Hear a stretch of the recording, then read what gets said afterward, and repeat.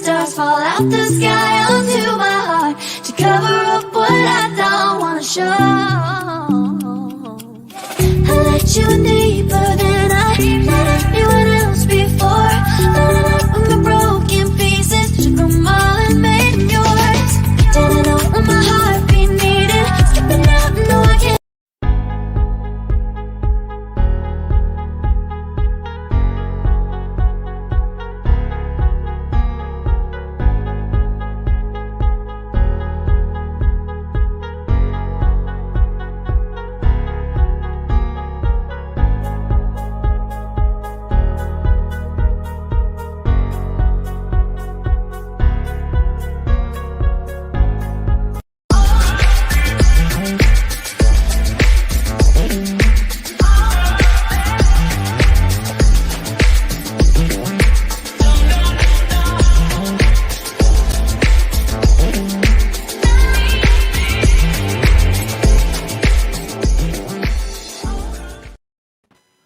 Welcome to Saturday Night Vibe, the radical truth show that just don't give a damn. I am your host, Marlon Kleiman, with Theus Robinson and Tracy Morgan of Tracy Morgan Media. Oh, today's show is pretty much going to be like last week's show. I didn't feel like doing jack. I could have. I mean, I was in a better mood than the week before and everything. It was just too much stuff out there, so I just figured there ain't no use trying to get one story. Hey, Marlon. Yo. My name is Tracy Carson, not Tracy Morgan. That came out way too smooth. I was like, I said something that's wrong. Wait a minute. I mean, I know both of our names are Tracy, and we spell our names Tracy. exactly the same. But here's the funny thing about it. When I said Tracy Morgan, and it was like, that sounded real right. Then I said Tracy Morgan Media. I'm like, Tracy Morgan Media? That don't sound right. But she ain't already doing corrections today. Already I got to start this. Tracy Carson Media. Sister Tracy. Oh no, we not in church. Please don't do that. Oh, that annoys me too deep. Sister Tracy. Hell, Brother Theus. Wow. Okay, y'all really going real with it? Okay. I gotta adjust my light. What is Tracy doing? Adjusting my light. Oh. Let your light shine. Okay, there it is. There it is. Now y'all can see me. I'm like, wait a minute, it's falling. I could see you before. Hey, Mickey, if you ever want help research it, I've been told that I am OCD about it. No, I'm not. Believe me, I just kind of have to do it no matter the topic, but I'm not OCD. Keep it here, yeah. Thank you, Mickey. I appreciate it. It was nothing like that. It was the main topic that we're going to be discussing. I'll be discussing tomorrow about that school shooting. So when I get to the point of small stories that I want to do for this show, a little more lighter, it's just a whole bunch of them. So I don't, I'll look at it and go, okay, I'm going to do this story. Dang, nah, this story is a little better. And now I can go ahead and do this story, but that story. So I just said bump it. I'm just going to do everything. So everybody ready? For everybody who's wondering why Theus is not saying anything. He's going to lose his bet because I'm going to say something about the Democrats. And watch. Theus, I'm going to purposely do it. I'm going to do it on purpose. Let's make this perfectly clear. Theus came up with this idea. Not me and Tracy. Yeah, that's right. Theus came up with this idea. So Theus bet for this week, and I'm still trying to find one for Tracy. So Tracy, I ain't forgot about you, even though I have one that you're just going to break within the first 5 minutes of it. But Theus' bet was that he's not going to speak unless spoken to. I personally don't want to do the bet because it sounds like I'm treating him like a child. You know when they used to tell you that when you was little, don't talk unless spoken to, or don't speak unless spoken to. So it's like, well, screw you too then. But that's Theus' bet. That ain't my bet. We'll see how far he goes with it. So let's just get this party started.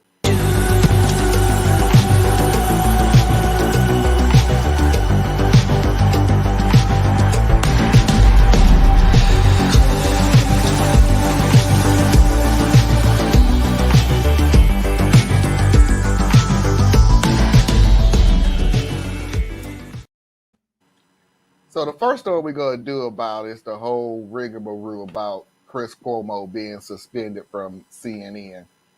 Before anybody even say anything, though, I want to catch you up on what happened since Thursday. So this is what's going on. This is what happened Thursday and the reason for his suspension from CNN.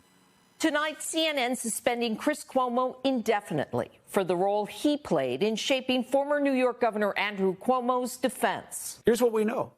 South Africa reported seeing cases. His primetime show Monday night made no mention of newly released text messages and interview transcripts by the New York Attorney General's office that show Chris Cuomo helped prepare his brother for a press conference, assisted in drafting public statements, even shared a lead on one of the women accusing then Governor Cuomo of inappropriate behavior. In his last public comments on the situation, the anchor said he refrained from making any inquiries about his brother. I never made calls to the press about my brother's situation. I never influenced or attempted to control CNN's coverage of my family. But text messages between Cuomo and the governor's top aide, Melissa DeRosa, tell a different story.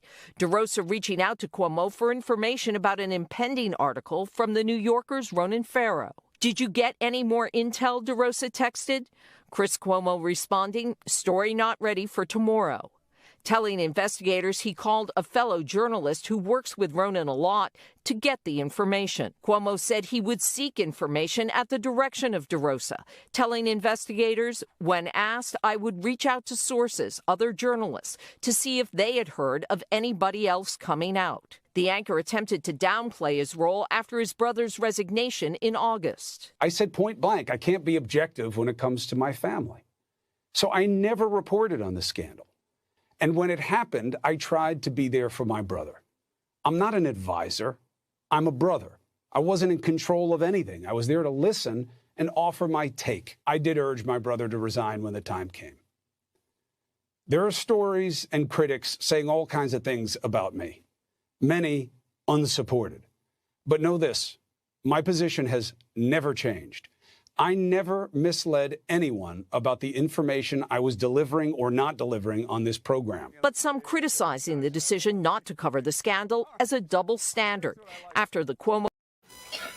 So anyway, I just wanted to cut that short. So while I was cutting and pasting and putting that together and trying to shorten that up, I wound up and get this news. CNN has reported that it has fired anchor Chris Cuomo for his role in helping his brother, former New York Governor Andrew Cuomo, during a scandal. CNN said in a statement, quote, Chris Cuomo was suspended earlier this week pending further evaluation of new information that came to light about his involvement with his brother's defense. We retained a respected law firm to conduct the review and have terminated him effective immediately, end quote.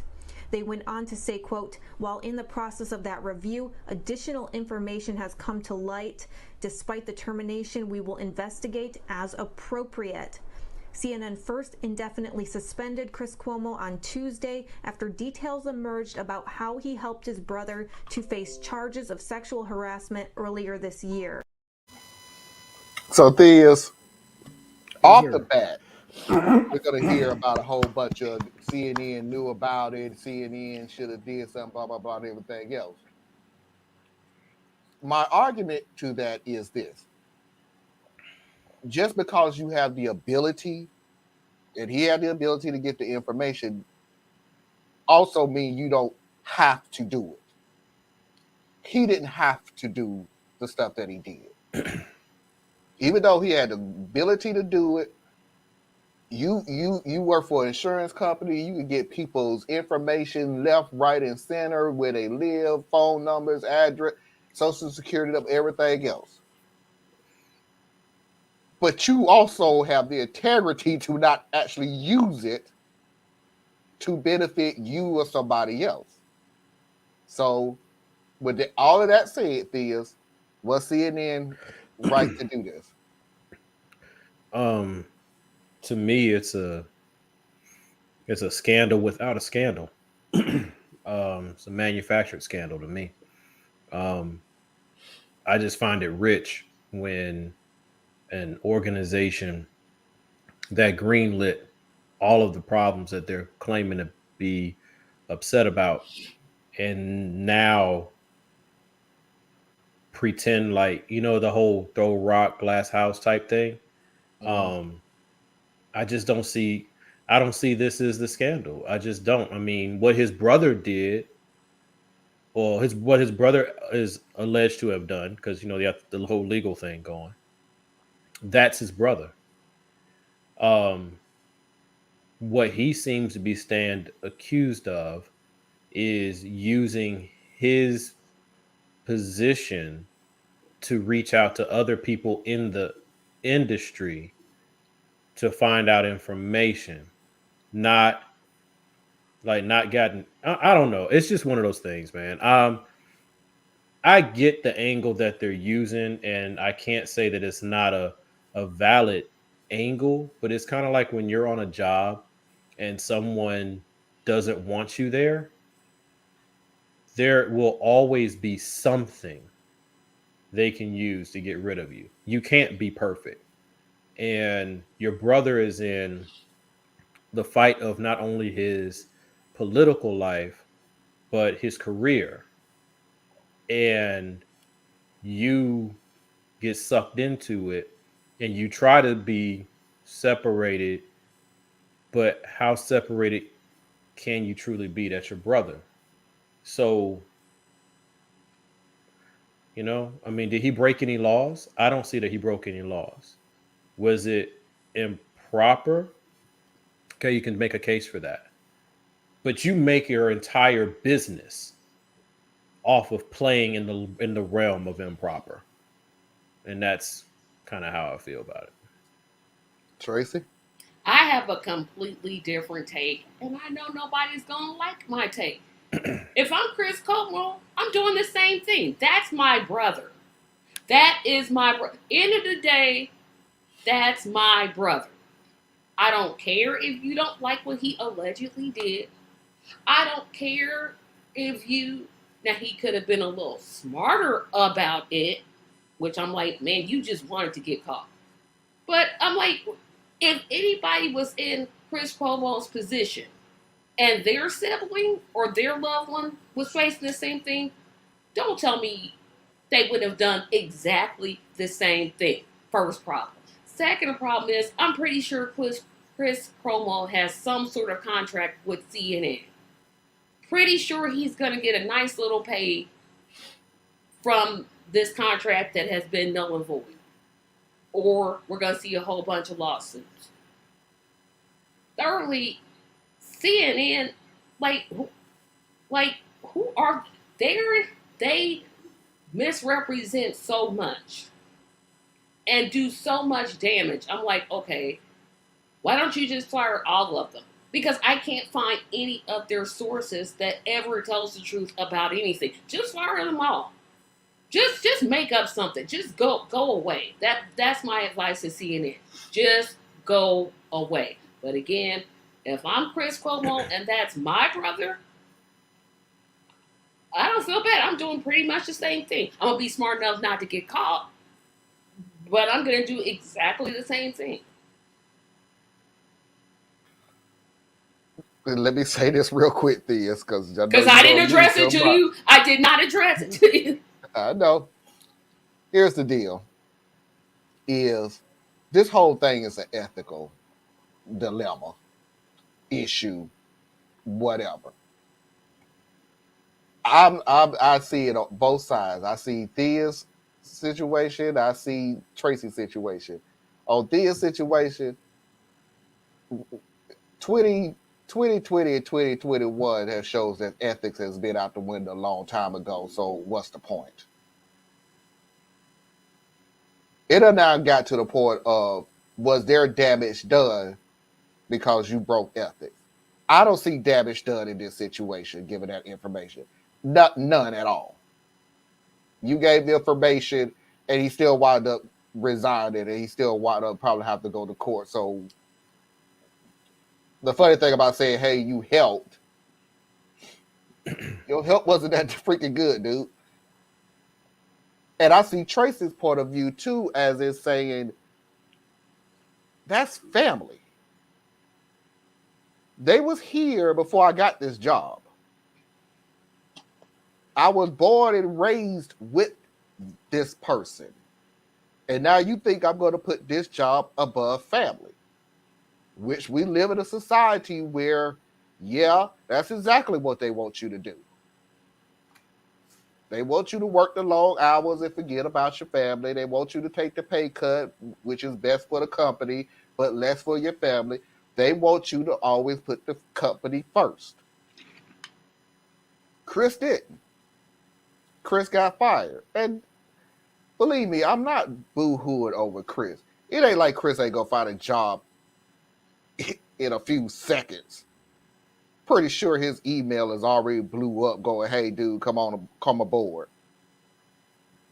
But I don't see what the damage was. I don't see the suspension and everything else. And I did my darndest not to even go to Fox News to see what they would say about it, because your whole industry is full of unethical creatures who does do damage.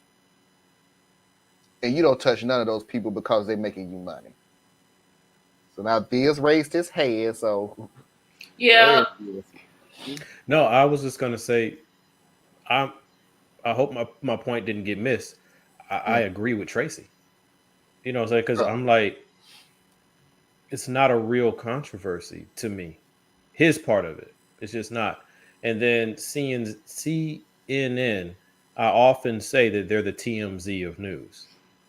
The most, to me anyway, Chris is him and whoever the little bald headed dude is, Brian Stelter or something like that. To me, those are the two best people they have on their whole network. What? You're not an Anderson Cooper fan? No, I'm not. But I'm just saying, Anderson's cool in his own way. Don is cool in his own way now. But I mean, like, Chris is one of those people that, to me, at least the way I take it in when I've watched his segments, he's actually talking to you like a real person. And he's able to hold these debates and pull information out of people who don't want to give information. So you actually end up getting points of view from people who don't already agree with you. And so to me, it's like the suspension, cool. Whatever. You had to do something. The termination, I don't care, because I'm not going to boohoo over a rich man's destiny. But I don't see where that part would be warranted, because I don't see his role being that in that light. I just don't. And here's another point. Didn't CNN see this coming?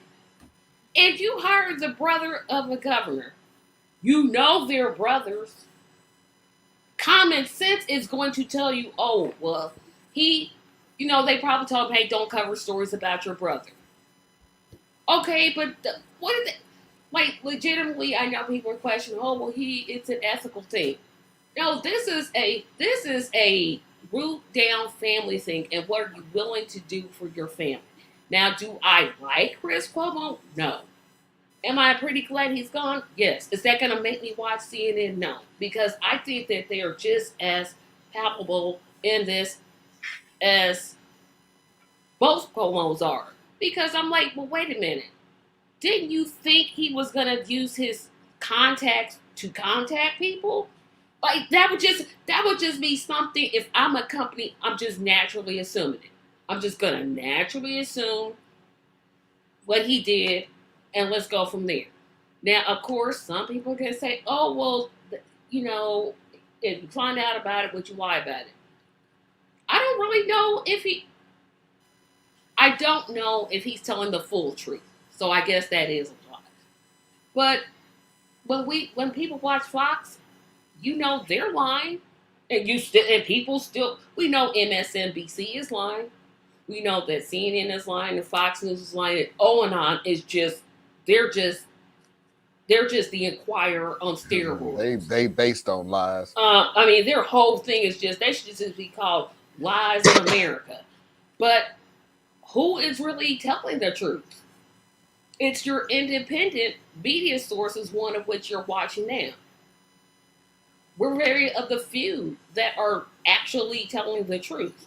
And this whole thing could have been avoided if the former governor had kept his hands where they should have been, allegedly. And that's all. I'll leave it at that. All right.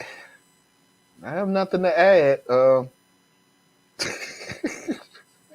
Thiz, do you have something to add? Oh, he gets talked to now. So now you're going No, he smushed his lips together like.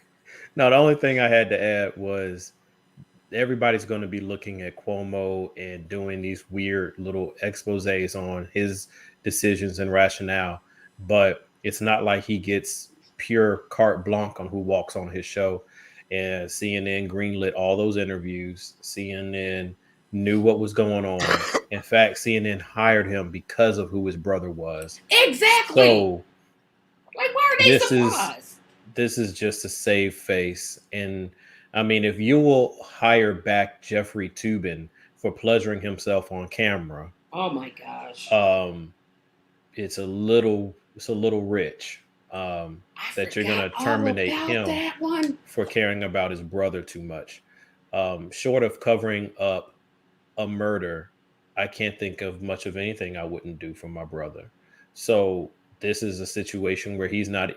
In fact, the advice he gave his brother was to resign. Exactly. That's what I kept saying. I'm like, so it's just. But they're alleging. What they're alleging is that he was looking for dirt on. Thank you, Susan. Cuomo's accuser. I'm not gonna say, and this is harsh for me to say, considering my religious background. I'm not 1,000% certain that I wouldn't do like you said, short of murder or pedophilia. I'm pretty much, that's my brother. I don't know what to. I mean, you don't like it, but blood is thicker than water. It just is. I don't learn the hard way not to put your company over your family. I'm just going to end it there. But some of us love our family members. And we would do anything for them. I agree. But not break the law. But no, I ain't breaking the law for you. No. You're on your own. No, I ain't going to jail for you. You can forget that, buddy. And what kind of family member are you to ask me to break the law for you? Exactly. Get this last one out of the way. For that matter, I try to separate morality from ethics. Morality is the code of behavior society I live in. I agree. But they still should have known he was going to do some kind of something for his brother. I'm like, that's why y'all hired him. Like they all innocent. They mad because he got caught. Pretty much. And like he's not going to get another show. I'm with this. He either going to get a podcast, write a book, or be on Fox. It's one of the three. And maybe all three. I don't see him going to Fox. I do. I do. Then he gets on there and says, he could be one of their reasonable ones. Like, what's that one? He Mike Wallace's son? He's Mike Wallace's son. Him. He could be like him. Y'all know who I'm talking about. I know who I'm talking about. Him. Somebody like him that can look like they're exploring both sides. Because he doesn't have to go full crazy to be on Fox. He just has to go a little bit crazy. Just a little bit. Chris Wallace. Thank you. I was like, wait a minute. I know his name. Yes, that's it. I was like, he's Mike Wallace's son. The only way I can see him being on Fox is if they gave him literally his own show. Which they would. And leave him alone. Like, don't put him on a panel and everything else. Just he's not going to go on MSNBC. Just like Chris. Chris got his own show and they just leave him alone. But if they put him on a panel, no. He would last one segment. and he's out of there. You mean like Megyn Kelly did when she went to to NBC? I'll take your word for it. I don't know. Well, she did, and then no, that wasn't her that did blackface. Never mind. Theus. I was just gonna say 2 words: Shepard Smith. I forgot about. Oh my gosh, I Fox forgot could about. never tolerate a Chris Cuomo. Yeah, they. Because he would go on there. They would say you can do whatever you want because that makes it look like we're fair and balanced. Because look, we have a whole hour of a liberal on our channel, right? But Fox cannot tolerate people who cut into them. Notice even their little pet Juan Williams. How often do you see him anymore? He bit the hand too many times. Geraldo started talking too much of that stuff. Bit the hands too many times. Cuomo, he'd be He's out of not. there so Well, quick it'd be ridiculous because Cuomo I'm can't help telling you. himself. yeah, we all 3 of us saying he gonna land somewhere, but I I don't. think he'll be right back at CNN after Yep. a cool off Yeah, A period. year. that Now is that's my where, point. yeah, I agree He'll with be that. back in They'll this be like, time next year. He'll be back he'll on do CNN some little and crying everything else. apology, like I was wrong. Yeah, No, he won't even have to. He'll just He's gonna have to do something because somebody's gonna bring it up. Like, really? they'll slide him in really slowly. They'll have a panel on something that's major.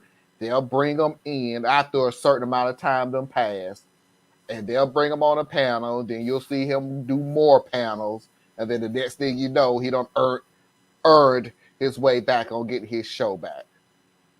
I do see a book coming though. I smell a book a mile away. I don't care. I don't read them in a way. I don't need to know anything now that you couldn't tell me then. It's like I don't pay attention to any of these books that's coming out about Trump. I don't need you to tell me the after effects. Oh no, but you have to read What you could have told me then. You have to read the one by Mary Trump. That is a good I read. ain't reading none. I'm like, oh, I didn't know this. I am not going to waste my time reading about something you could have told then and there to mitigate the damage that Trump was doing. I don't care what the book says now. The dude is out of office. Who cares? But you know he's coming back, right?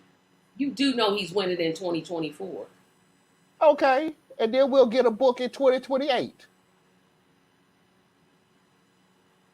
Don't care. I don't care. I said everything Tracy said. I like CNN, but they wrote this for the numbers, and I could. Whoever that Facebook user is, yes. Yes, I'm going now to find out who that is. Hello. Right here. I'm sorry, it's Foxy who. Thank you. Let's move on. Ladies, we got to stick together. We do. Doing anything. I'm just saying a statement. It's a true statement. I tell them a lot.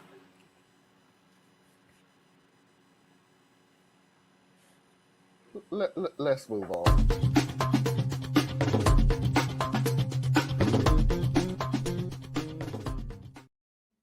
First of all, let's just do this. Theus, the bet's over. The bet's over. Because you leave me with Tracy. Hell no. The bet's over. Talk, dude. Talk. No. I don't know why he doesn't like my charming, wonderful face. I was literally like logging in to the show so I could be like, Tracy, that's sexist. Oh, well, like men are never sexist. Never. Oh, they never say anything derogatory about women. All I said was we women have to stick together, and that is true. I agree with that. I disagree partly. People don't recognize yet what the coercion or the... I see where she going. I think by the time he actually gets back on the show, Susan, because I'm sticking to that, he's going to get back on the show, everything will be out in the opening. I don't know. Is she talking about that or is she talking you talking about the books. If you talk about the books... Because my thing about it is... So I'm still going to the point of what are you going to do about it now, though? Yeah. He can 'Cause- talk about his personal trials and how he What was are you going to do? depressed. What are you going to do about it now, though? I don't want It's to. I don't irrelevant to want to know read about about. what's up. Yeah. I like- don't either, but I just smell a book deal. I just smell it. I'm Well, like, I think okay, Chris it's coming. Cuomo may have a book deal, but he's always writing books. And then he has a podcast that's actually pretty good, the one he does with Don Lemon. But Yep, that's probably gone too. I ain't nowhere because they do it off on their own. But it could be. I don't know. Who knows? Because CNN Because probably then Don underwrites Lemon it gonna be somehow. like, they're gonna be like, oh, you can't be doing this podcast with somebody we just Well, fired. if they do that, then they run the risk of Don Lemon showing his behind, Yep. and they refuse to lose both of them. Yeah. So Look, Tracy, I'm gonna say this one time and one time money only. wins. Leave Don Lemon out of it. You don't want that I don't smoke. like him either. I don't care. You don't want Well, that here's smoke. the thing. I agree with you there, Tracy, about whether you like or dislike or whatever. Not I don't like because the of whole- his lifestyle. Nobody was gonna say that, but you.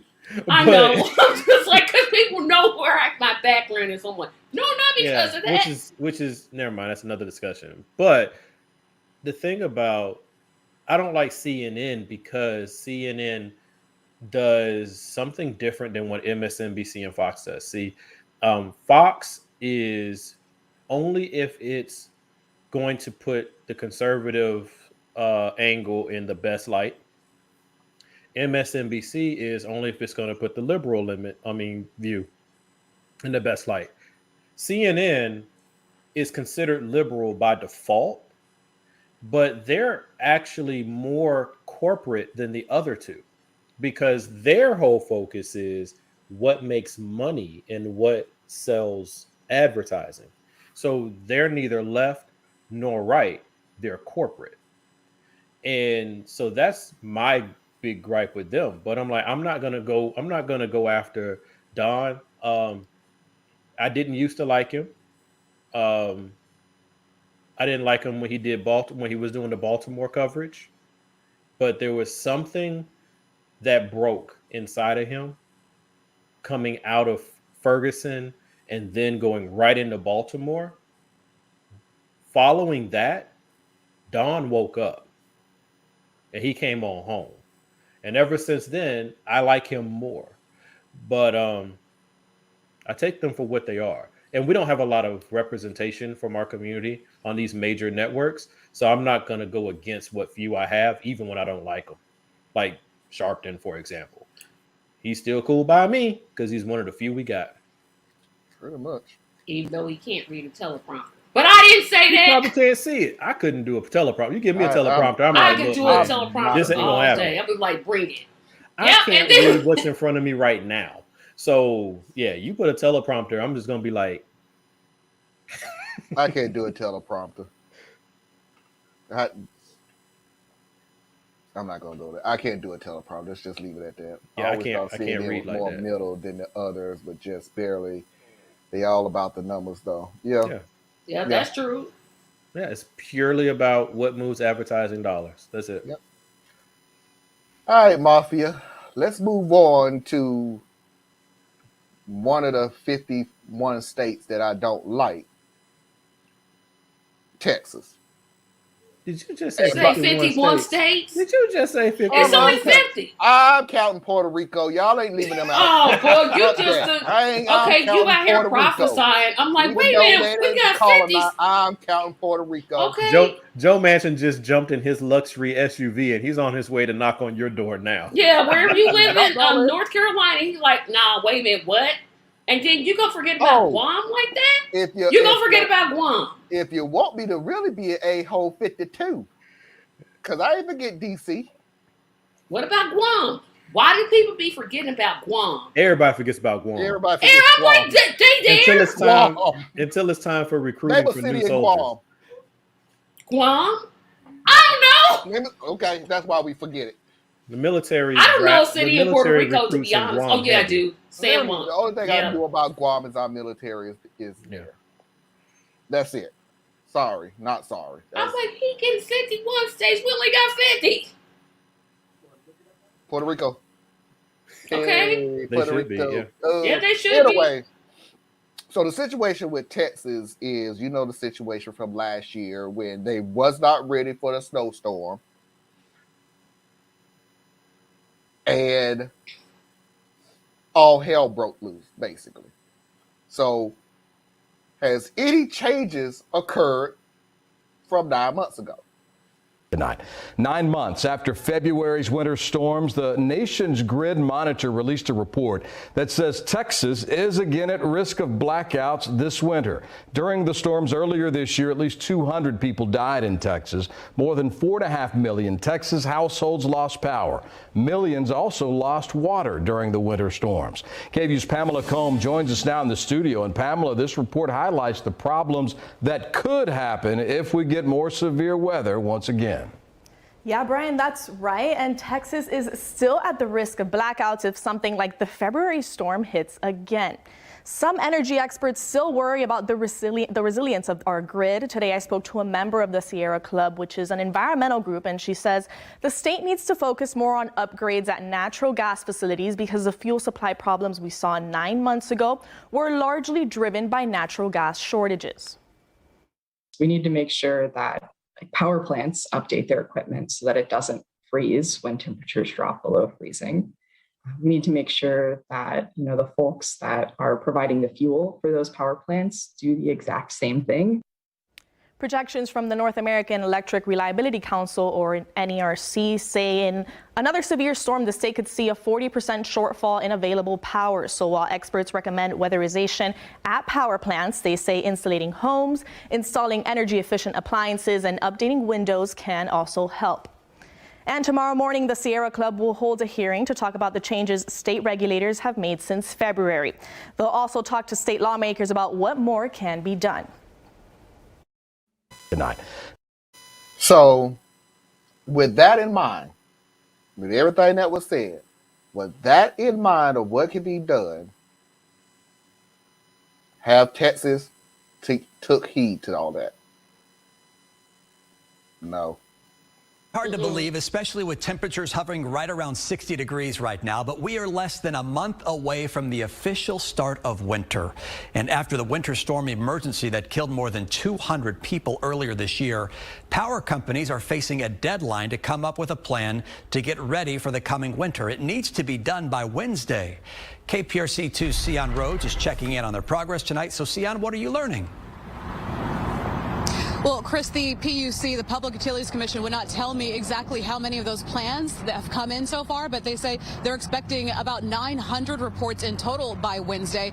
Some critics, though, say the plans and the deadline won't really make a difference.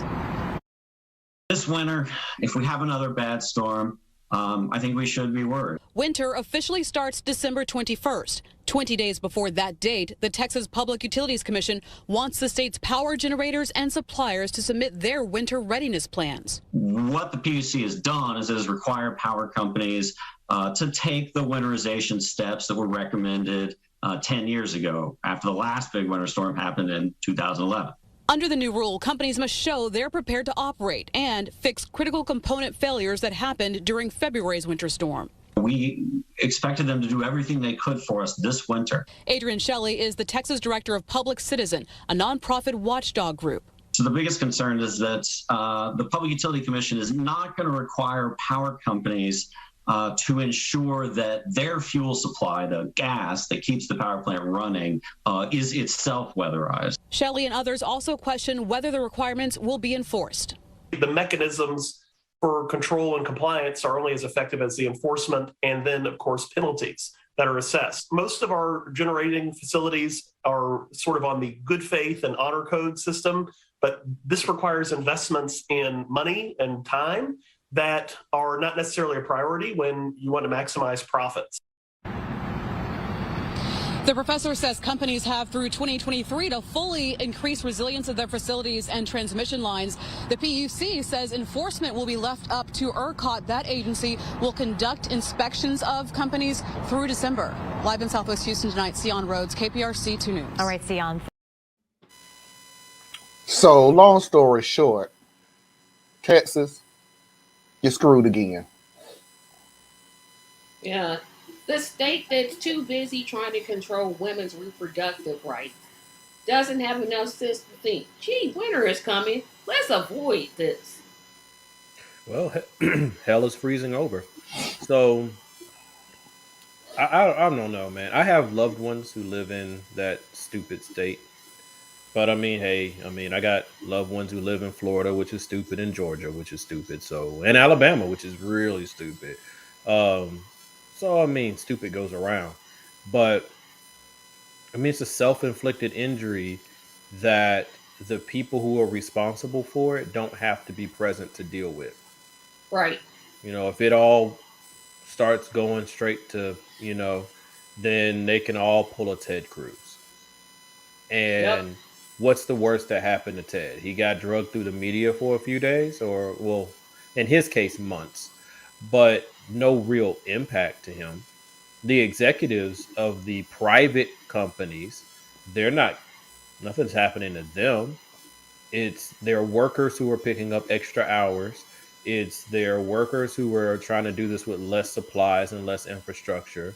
And it's their consumers who don't have an alternate option that have to.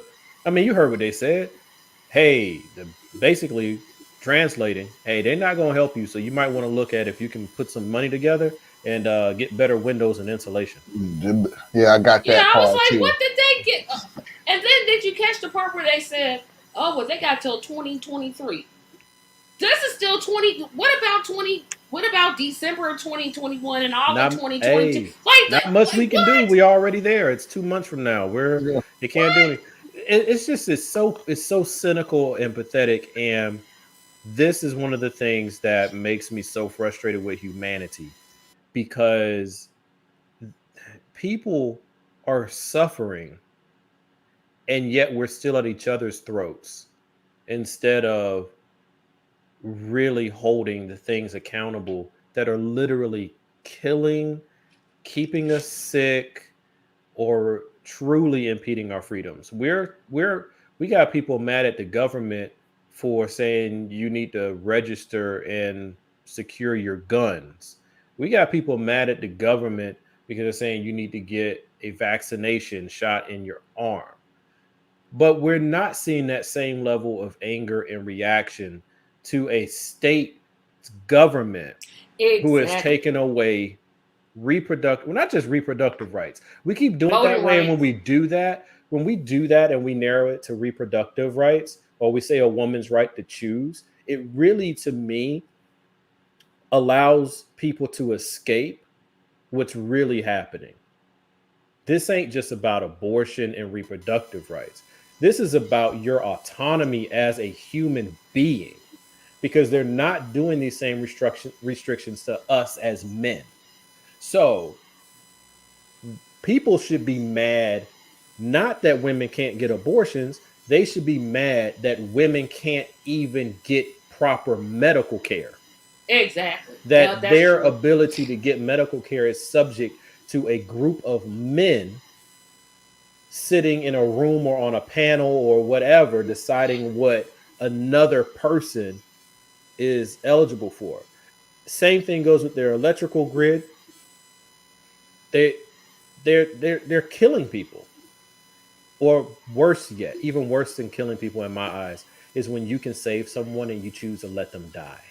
Exactly. And from my understanding, Texas isn't connected to like the national grid, whatever it is. Right. They decided they're centralized and fully private. Yeah, they're fully private. If every other state has enough sense to say, you know what, we better tap into that.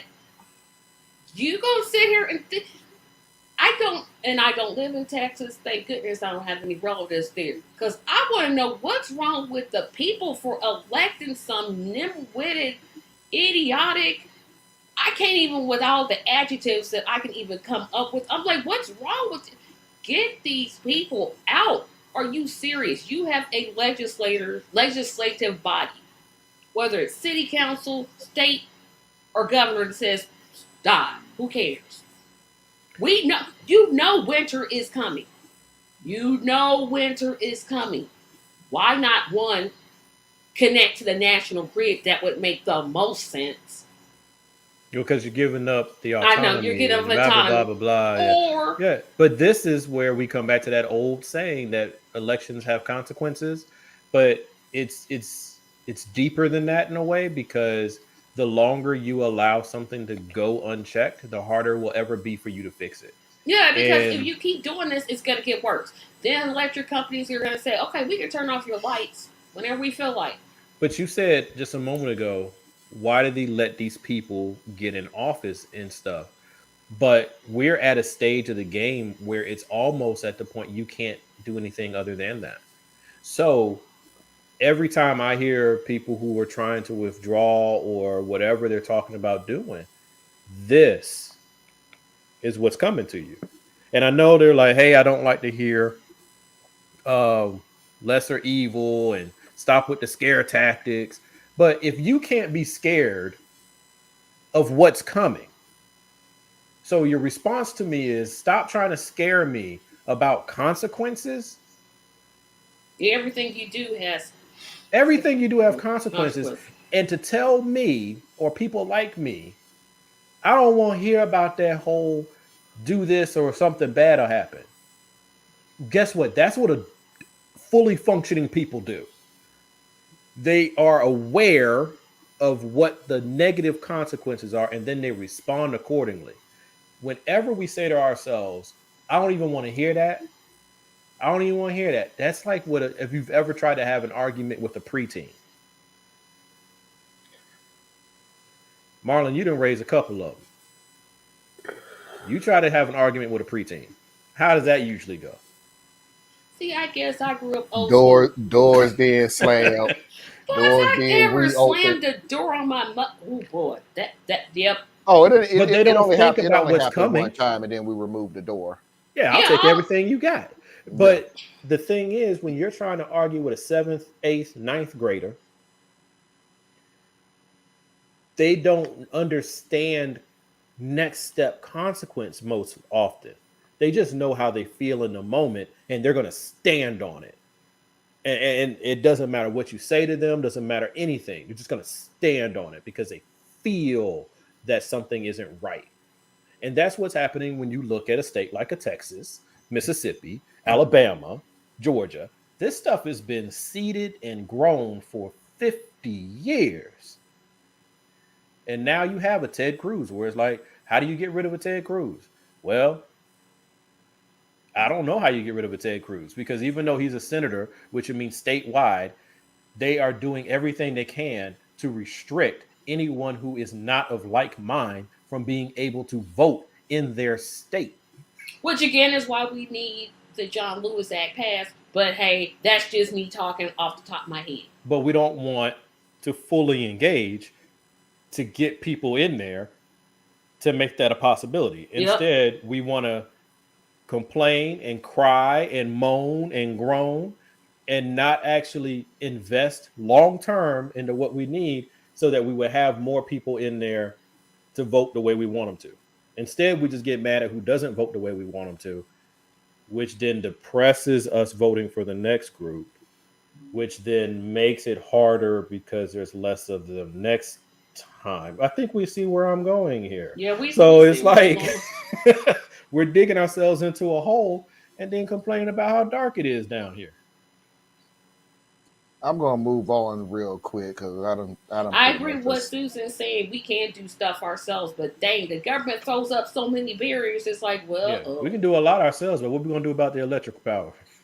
Yeah, we can do. We can get better windows, better heat. We can do a lot of stuff together. We can't. Let me move on. I just wanted to read this real quick. Yeah, I forgot about. Oh. Let's not forget that Trump said that he was flying down to the U.S., I'm sure, U.S. Virgin Islands to meet with their president. Remember, he said he was going to Puerto Rico to meet their president. I was like, dude, you that be you. So you, and then he threw those paper towels at him. Yeah, that's going to help. Yeah. Only a few people died in the hurricane. Hey, did you know that Puerto Rico has a lot of water around it? I mean, a lot. Yes. I mean, really wet. Yes, it's wet. That came from your president. But don't you ever call him my president.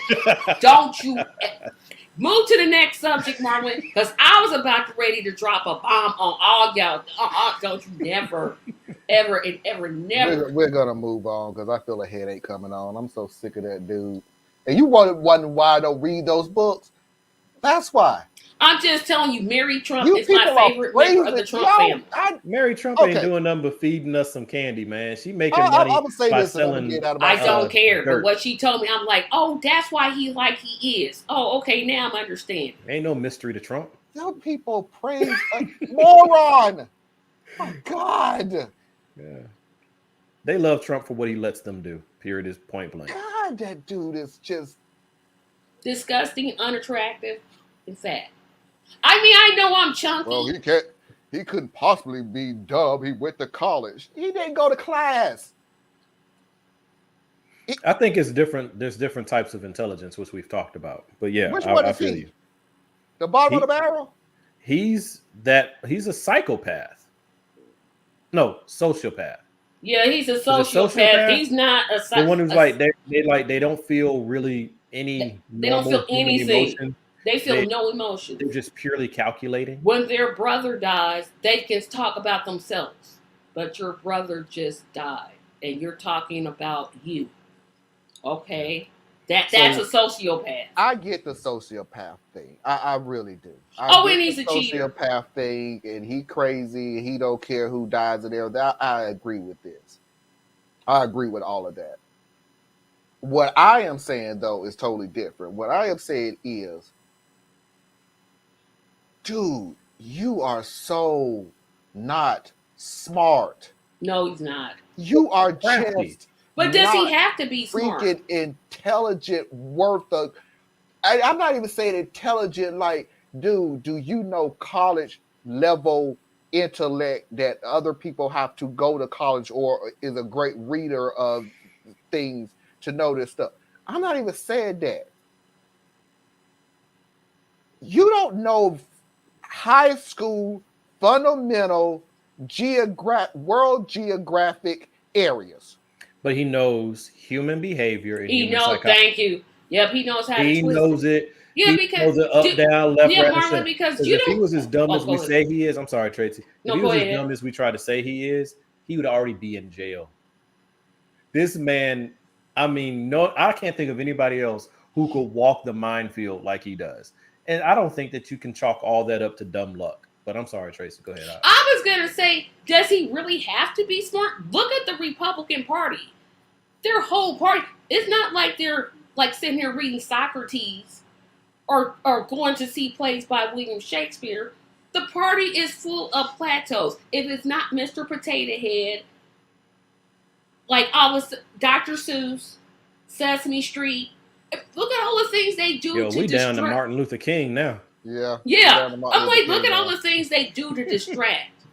I think that's purposeful. But if you look at that base, they're so easily distracted by things that I'm literally like, wait a minute. You really sitting here talking about Sesame Street is socialist? I heard that I actually heard this. It was like a snippet on Fox that was played on YouTube for whatever reason. They were blaming Biden for stealing Christmas. Oh, you can't say Merry Christmas. They do that I forgot about the I'm saying Christmas. because of they do the steal Christmas. I'm talking about the supply line out there in California. Yeah, they said it's his fault. He did it on purpose. And then he also said that they were saying that the new Omicron variant is a Democratic hoax created by the Democrats, even though it overseas. But hey. But Trump did say put a nuclear bomb in a hurricane. Just FYI. But he. And he also said drink disinfectant. And people, he was joking. That's not a joke you want to make. He wasn't joking. He wasn't joking. Thank you. He made a stupid statement, Trump and then people tried to cover it up. That's all. Yeah, he was just joking. No, he was not. He really Trump meant has a tendency of just throwing stuff out there and then adjust to the reaction of it. Yep.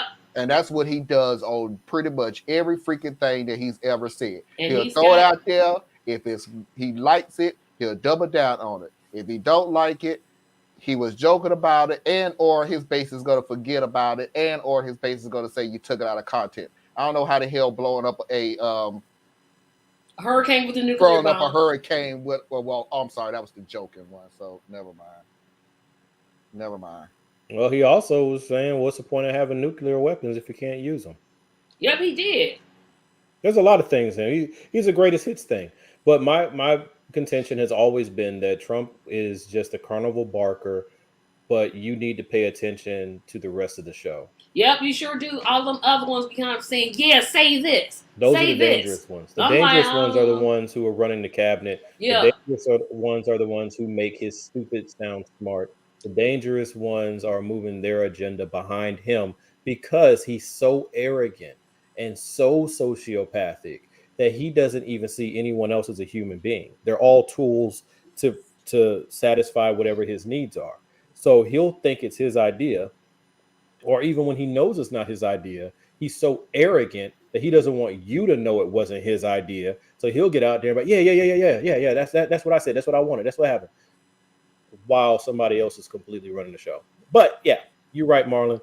We could spend too much time, and we already probably have. Yeah. So Trump. Yeah. They're again saying that Obama banned saying Merry Christmas, Christmas, even though that was way before Obama even came into office. If anyone's interested, I have a video link to a combination of dozens of times Obama publicly said it. Well, They also say he's a Muslim. You can have that video he's a played in the Muslim. middle of Times Square at midnight to midnight on Christmas. Ain't nobody gonna pay any attention to it. You know, I had a coworker. Yes, well, they didn't see the video. I got a quick funny story about that. So I had a coworker was like, when Obama first ran, what do you think about that Muslim running? And I was like, okay, what, Muslims can't run to be president? I mean, I knew he wasn't Muslim. I was like, well, Muslims can't be president? What are you saying? Oh, no, yeah, you knew what you were saying. You knew exactly what you were saying. Yeah, I used to work at Target, and it was in on purpose. Oh, I had to do what I had to do. Yeah, I know. That's what I said. On purpose. And it turned out to be one of the best jobs I ever had. But this is before I got promoted or whatnot. But I was working the sales floor, and this little old lady, this was in Marietta, and she was talking. This is back when Obama first got elected, and she's like, "I like that Obama guy. He's okay." And then she was like, "But you know he's a Muslim." And I'm sitting there like, you gonna say that? Like, bro. And here's my thing. So what if if he was Muslim and wanted to be okay? I'm supposed to be outraged by that? Yes, of the three of us on here, yes, you are supposed to be outraged. I'm gonna tell you something that I've always strongly believed in. I've always strongly believed that church and state should be separated. Always. I agree, but I'm just saying that ain't the world, the nation we live in, because in America, like, look at how they're attacking Ilhan Omar, and the infrastructure of our U.S. government is not coming to her defense. They sure are, Nancy Pelosi. I don't know what happened. So America is aspirational, but it's also a complete lie. So when they say separation of church and state, all they mean is the Pope shouldn't be able to tell you what to do. That's it. Because it's always been a litmus test that you must be Christian. And then they're going to test you on what type of Christian you are. Because they didn't want Catholics, because they're afraid the Pope would have control. They didn't want a Mormon. I don't remember what their reason for. I think it's because they don't believe it's true Christianity. They definitely didn't want any black people in there, but that brings a couple of things to it. So I'm like, basically, you just want a white man. That's all you want. Yeah. Because if you bring in a Latino, the odds are you're going to get a Catholic or someone like a black person. Look at Trump. So just say what you want, but they won't say that. They're going to say you want a white president. And that's the thing, because I made a video that I'll be posting eventually. I made it earlier today, but it's like there's a huge difference between what you say and what your actions show. I'm done listening to what people say. I'm done listening to the aspirational marketing campaign of America. I say, look at what's done, and I'll tell you what you believe. Yeah, but for that lady to walk up to you, you know he's like, what you whispering for? She was a little old lady. What you whispering She for, ain't, though? and I'm serious. She didn't mean no harm. It's like a couple times, unfortunately, I've had conversations with older white people, and it's been men and women. And when I say older, I mean older. Like they already got an appointment set, okay? And they'll say something like, I've never had a problem with colored people, and they'll just say it. It doesn't. There's no malice. There's no There's malice no. behind that. But saying he's No, a to me, Muslim. the word Negro. We've had 3 names since Negro. Yeah. Okay. Well, no, we've actually had 4 if you count the N-bomb, Negro, colored, black, African American. We got all kinds of names, but I'm just saying, as far as approved names, we ain't been Negroes in a long time. Okay. Let me cut in real quick. Susan, I logged in on our system and I'm getting every chat that has been said. So I don't know what you're missing. I'm getting every chat. So that's one. BK, MGT, MTG, we don't give a damn if you got it wrong. She sucks. Thank you. Nobody cares. You could call her Mighty Mouse. Varks Tech, I don't know what the hell that is, so I guess you're spamming. Whatever. They had 2 ex-white guys in Mike Pence alone. You can't get any whiter than. Yeah, you can. I don't know. No, I don't think you can get any whiter. That first Bush, I don't know.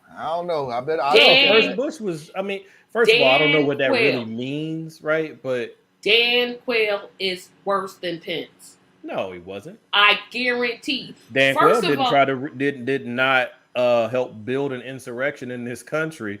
Then, after his wife, children, and himself were threatened with death, turned around and still backed it. I don't think anybody can beat Mike Pence as far as that goes. Like he's more. He's an opportunist.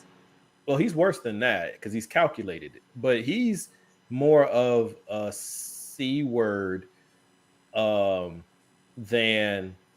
Ted Cruz. I have to agree with that.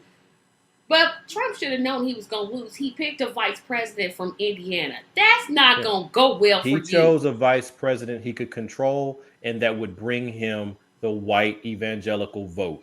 Because white evangelicals, even though they liked some of the stuff Trump said he was going to do, there was nothing in them that made them believe he was going to do it. But when you bring their boy on board, now they know that they can count on certain things. And then Trump delivered, which then made Pence irrelevant.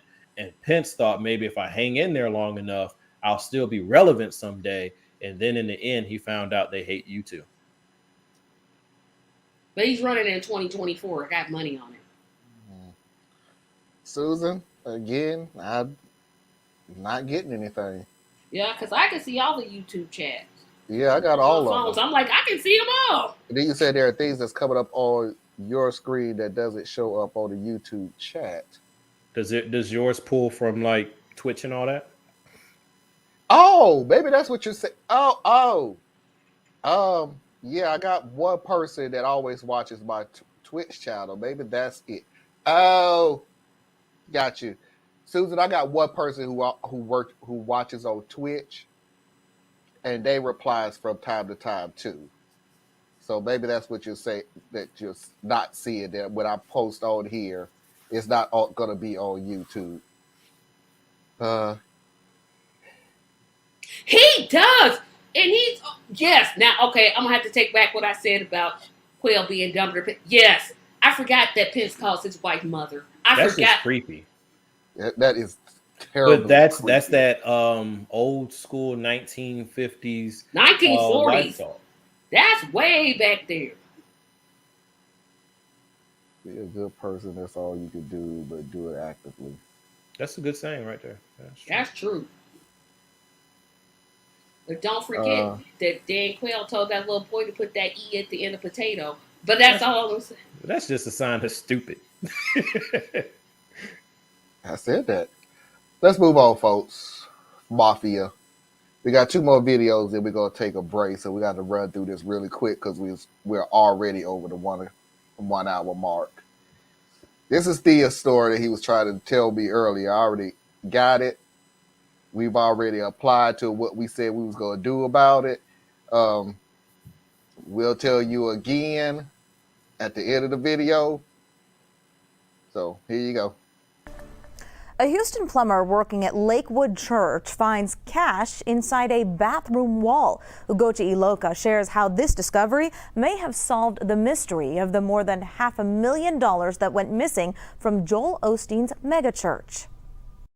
After all these years, the case of missing money from a huge Houston congregation is now coming back up. Lakewood Church officials would not confirm if the specifics of the plumber's findings are true, but they did say that cash was recently found during repair work. You may remember in March 2014, someone stole $600,000 in donations during weekend services here at Lakewood. Despite a big reward and a lot of media attention, the money was never found. Then last month, a plumber named Justin called into 100.3, the Bulls morning radio show, claiming he'd uncovered all this cash while doing repair work. I went to go remove the toilet and I moved some insulation away, and about 500 envelopes fell out of the wall.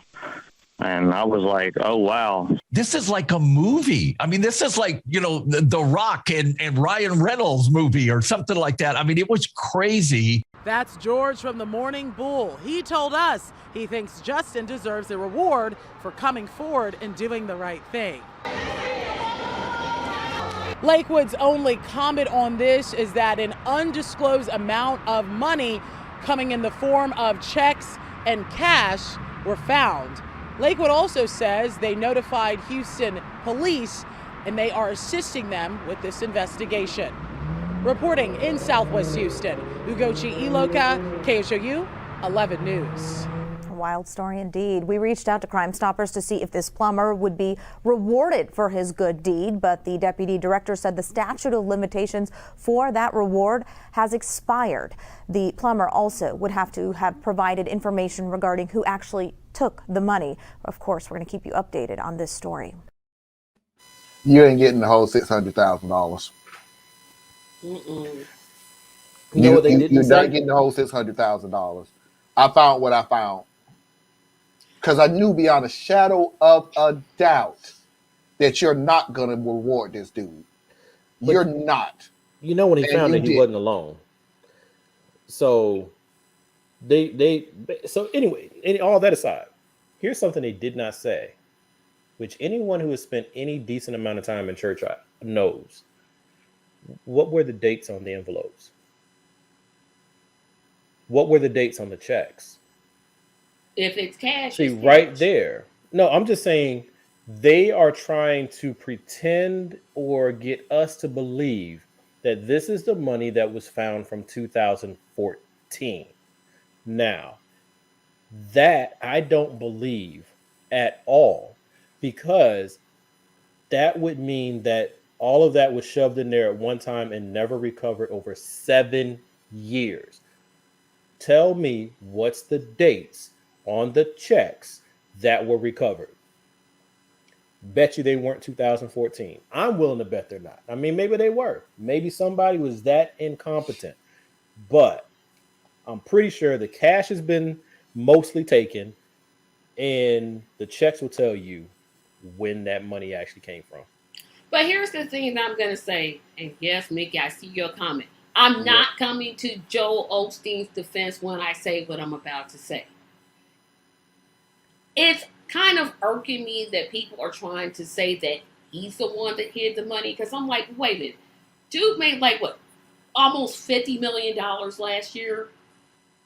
Like, what's $500,000? I mean, really, it's like, what's 20 cents to me? I mean, $500,000 to him is literally nothing. So I kind of sort of don't think it was Osteen that did it. I don't know. No, nobody. I don't think anybody in their right mind thinks Osteen took the offerings I and bet then you went I into the guarantee. bathroom to stick them in the wall himself. I guarantee Okay? I've read some emails. I'm like, really? It's about those. Well, if you do, those are stupid people. This is about the organization that you run. And they're What taking kind of air? What are you running? What is your name attached to? Because you're the boss, you're the head, and it's a private institution. So I can actually look at you and say the buck stops here. So what type of people are you employing? What types of controls do you have? What type of auditing structure do you have in place to make sure the money is always accounted for? Why is it that the police were not put on to investigate this themselves? Like, why didn't you have to wait for someone else to find your stuff to then call the police for a deep investigation? And I wonder. So that's Osteen. Yeah, and I wonder also if Lakewood were smart, they would just give the plumber $25,000 just as a PR stunt. And I'm not for PR stunts, but I think it's a good idea in this way. You know, it's like a house of corruption. It's a house of corruption. But that's going to church in a football stadium. It's a house of a corruption. But that's people sitting in the bleachers eating food on camera. Come on, bruh. You had a shot. That whole I'm thing. not going to say they don't have y'all are going way deeper than I thought y'all was going to go. Sincere members, because that's what I don't like. It's like, oh, the mega. Okay, look, I'm not going to question every single member. I question mega churches. No, I'm going to say I say they fly in the face of what the Bible say they're supposed to be, which is supposed to be a storehouse. But that's supposed to keep building the storehouse to make it bigger, to make it fancy. You got a mega church with a McDonald's in it. But see, okay, but here's my point. My only point is I'm not going to question. I'm not going to say, well, it's a corrupt church, so everybody in this corrupt. Because I'm certain there are people who go there. I am too. Who's saying that? No, see, you're trying to play in absolutes. No, wait a minute. Let me finish my whole statement. Y'all see where I'm going. What we do is when we look on the mega church and say, oh, they're terrible, they're terrible. Well, something's drawing them to them. And as a person who, you know, when I was a child, I grew up in not a large church. I went from large church to small church back to large church. I personally prefer small because you have more of a commonality, you have more of a family structure, you have all those things. But some people like a whole bunch of ministries. They want to do a whole lot of things that a larger congregation offers. Saying all that, they taking in $600,000 a week. That's some churches' 3-year budget. That's a lot of money. I still say mega churches are a crock, and they fly in the face of what they're supposedly preaching. But hey, whatever. Go to the show, enjoy yourself. Pay your cover charge. Go inside. There is no cover charge. There's pay your cover charge. Go inside. Yes, there is. There's no set. A lot of these churches, if you do not sign the membership roll, then you can't participate in certain aspects of the church. You name one church that does that. Give me a name. I want a name. Go ahead and look at Joel Osteen's church. Go ahead and look at the Potter's House Church. Go ahead and look them up. I guarantee you find it. Guarantee you, Tracy. So just because you want to shelter the overall structure and you want to try to make it a point blank black and white thing, I ain't the one for that one. Because when I look at it, I am talking about what does your faith say? And I'm holding people to that, because I actually had a great discussion with my brother earlier, who's also into this. But that's my point. If you provide cover reflexively because of your emotional attachment to a thing, then it allows a lot of bad things to go on that then puts a negative light on that which is true, that which is real. No, I'm not excusing the buy a prayer cloth for $25 and get him. I'm not excusing. But what I'm saying is, I guess I'm saying two things. When I hear the criticisms of the church, I take it personally. And the only reason I take it personal is because of the way that I grew up. I grew up in a certain Christian way. So I'm like, wait a minute. You can't just say, we're not all crazy. I guess that's what I'm saying. You've never heard me say I've never heard you say that. I've never heard you say it. I've never heard you say it, Marlon. But trust me, I've heard it. And that's Yeah. what I think is kind of getting on my There- nerves, there- especially about progressives. I'm like, yeah, That's okay, y'all fair. gonna stop that. Y'all gonna stop this. But Y'all that's gonna like when you stop attack this. the entire Democratic Party or anything like. People always speak in generalities because that's It's just easier. Well, it's easier, and it's also it just makes sense because otherwise you get stuck in this endless back and forth of exceptions. You end up playing fetch. Well, what about this guy? He's a good guy. You can't say that church. I mean, it's kind of like I look at the Catholic Church. There are amazing Catholics out there. Amazing, good people run organizations and nonprofits and do all kinds of wonderful things.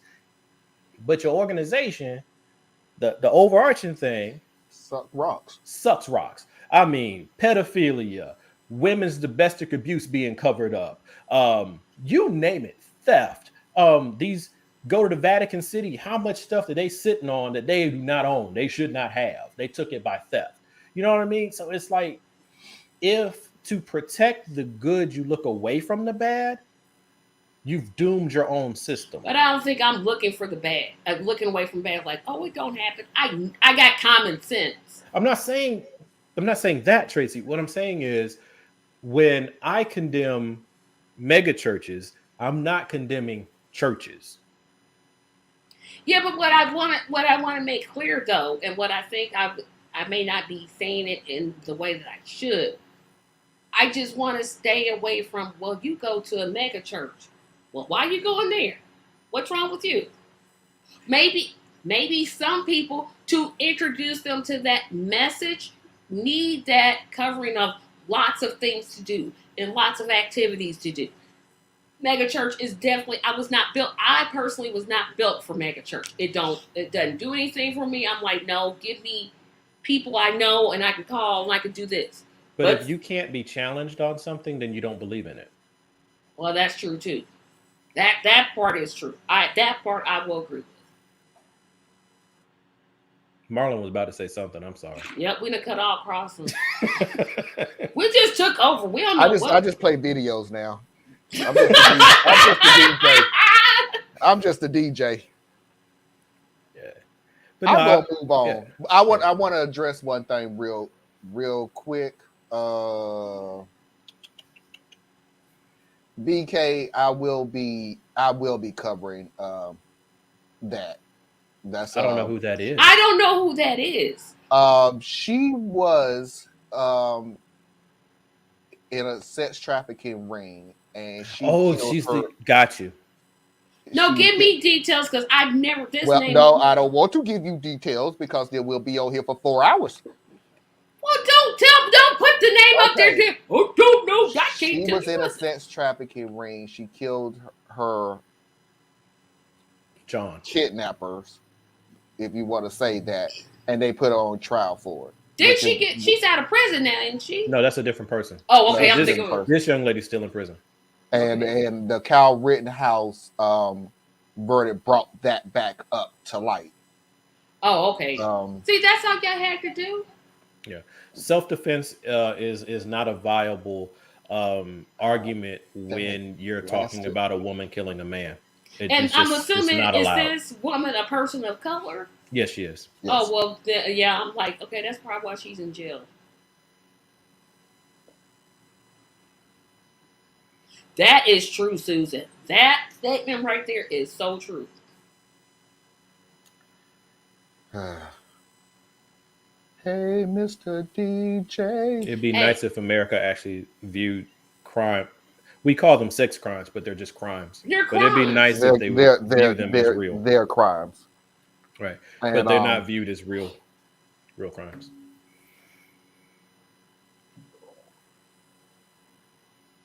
I think they think it's real. They just think of it as she could have gotten away. Less. She could have left. Really, you gonna go with that? Because they write them off as boys will be boys, or they find a way to blame that's the what victim, I mean. They view it as crimes, and they view it as real. They just don't view it at the hierarchy of other things. You get more time for having weed, yeah, or having meth, yep, or having crack, yep, than you do for raping people. Yep. Yeah. Than you That's what I do mean. for They don't. molesting children. Their It's not real. mentality You has don't view always it's real. been it did happen. It's bad and everything. Blah blah blah. I get that, but You need to get over it. it's not at the same level. Yeah, they write it off like As people have what's been sex every put in day, the but that's news. not what this was. This was an assault. This is an attack. And in many cases, it's a living death sentence that you've just inflicted on someone. And then what makes it so much worse to me is that it's one of those crimes where once you're accused of committing that crime, you can't shake it, right? That's one. But once you are identified as being the victim of one of those crimes, you can't shake that either. And you get painted with a moral brush like something is wrong with you now. Yep. We're gonna stop. We're gonna stop because we need to get into something else. And this is like we're supposed to be Susan said, Saturday. which is true. This is would be an entirely different show. Completely. We need to do a lot more investigating into it. And chances are it's probably gonna wind up being the whole show.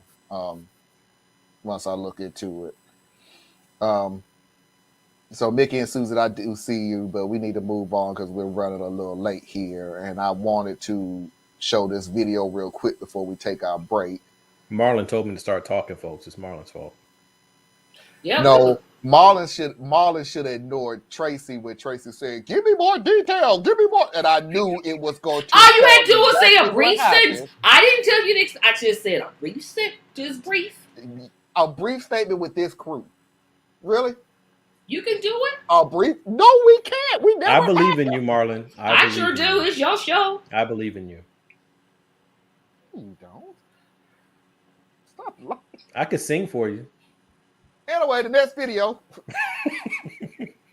And then we're going to take a break. So everybody get ready to take a break. The next video is, the only reason I'm showing this video is a little more lighthearted, but I love what the guy said at the end of the video, which is what a lot of us need to do in this country. In a neighborhood near Chattanooga, Tennessee, one home really stands out. It has hundreds of Amazon packages spread out across the front lawn.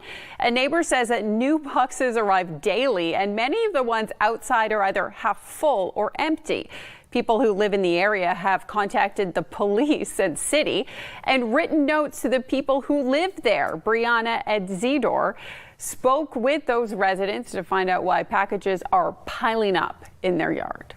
It started out, maybe there were 20 packages out there, and then became 100, and then thousands. Neighbors say this pile of Amazon boxes in the front yard of this East Brainerd home has been growing for months. But Dustin Nash says this isn't the worst it's been. It's dwindled down quite a bit, but I mean, it used to be stacked all the way out to the road. We first found out about this through an email from a neighbor who sent us these photos, but she didn't want to be on camera. She wanted to know what could be done about the boxes and told us she wasn't having any luck getting a hold of someone from the city. We contacted the city, who told us the house falls on county property. We reached out to a spokesperson for Hamilton County to see if this was a violation of any codes, and he was not able to give us a response today. I don't know what's in the packages, but I would imagine the weather damages whatever's in the package, but it just stays outside. We spoke to the people that live in the house. They did not want to be on camera, but they tell us they have a friend who has a contract with an Amazon warehouse in China. They say whenever that friend's contract expires, she will send the packages to their house for the family to sort and then send back to Amazon for the company to sell. We reached out to Amazon to ask, and spokesperson Brandon Barabo says they have no comment. But even some of the neighbors' packages get delivered to this house. A lot of times, actually, our packages are delivered there. My husband will have to walk up there and get them. She says her family is also considering selling their house and is concerned for people to come look at it. It looks kind of crazy, makes the neighborhood kind of look a little crazy. But others don't seem to mind. I could care less. Let people live. First of all, let me put this up real quickly. Thank you, Susan. Susan, Thank you, Susan. we're not I throwing appreciate nobody. you, Susan. How I are we? don't know what you're Okay, speaking Susan. of. No, I I don't. appreciate you, Susan. I appreciate you. Thank you. Thank you. We're not throwing nobody under the bus. Tracy and I are just being supportive. That's what. Thank you. That's what we here for. Anyway, the point of the matter is, yeah, mind your own business. Now, granted, let me just throw this out there. I don't know what the hell going on. I didn't understand what she was saying about the company in China who's sending her the boxes and you supposed to do something and give it to I'm not understanding what exactly is going on. Does that look crazy in your front yard? Yeah. You know that looks crazy in your front yard. Everybody can see that. Now the lady that want to sell her house because it looked crazy in somebody else's front yard. No. I'm not going to do that. I think she says that she was selling her house and she's wondering what the people who were coming to her to see the house were going to think seeing all those boxes in the front. Yeah, exactly. Yeah, look at that house over there with all those boxes in it. Yeah, which affects your ability to sell your home. Yep, it does. Oh, well. Yeah. Well, I looked at it and I guess the banker in me saw it and immediately just said that's like telltale signs of fraud, where people's credit card information has been stolen or spoofed, and they're doing this kind of thing because they had a problem with this some years back where they would be shipping stuff to random houses just so they could ship it, but then they would turn around and do returns and so forth in different companies, so they would be making the money on the back end. So that's what I thought of at first, and the explanation about the China thing, I couldn't even follow that. I'm like, I don't see how that works. So that doesn't sound right. I didn't get what she was saying that her friend has a company, an Amazon warehouse in China. And when the contract is up, they send her the stuff. Now, number one, why are you sending your stuff from a warehouse to a house?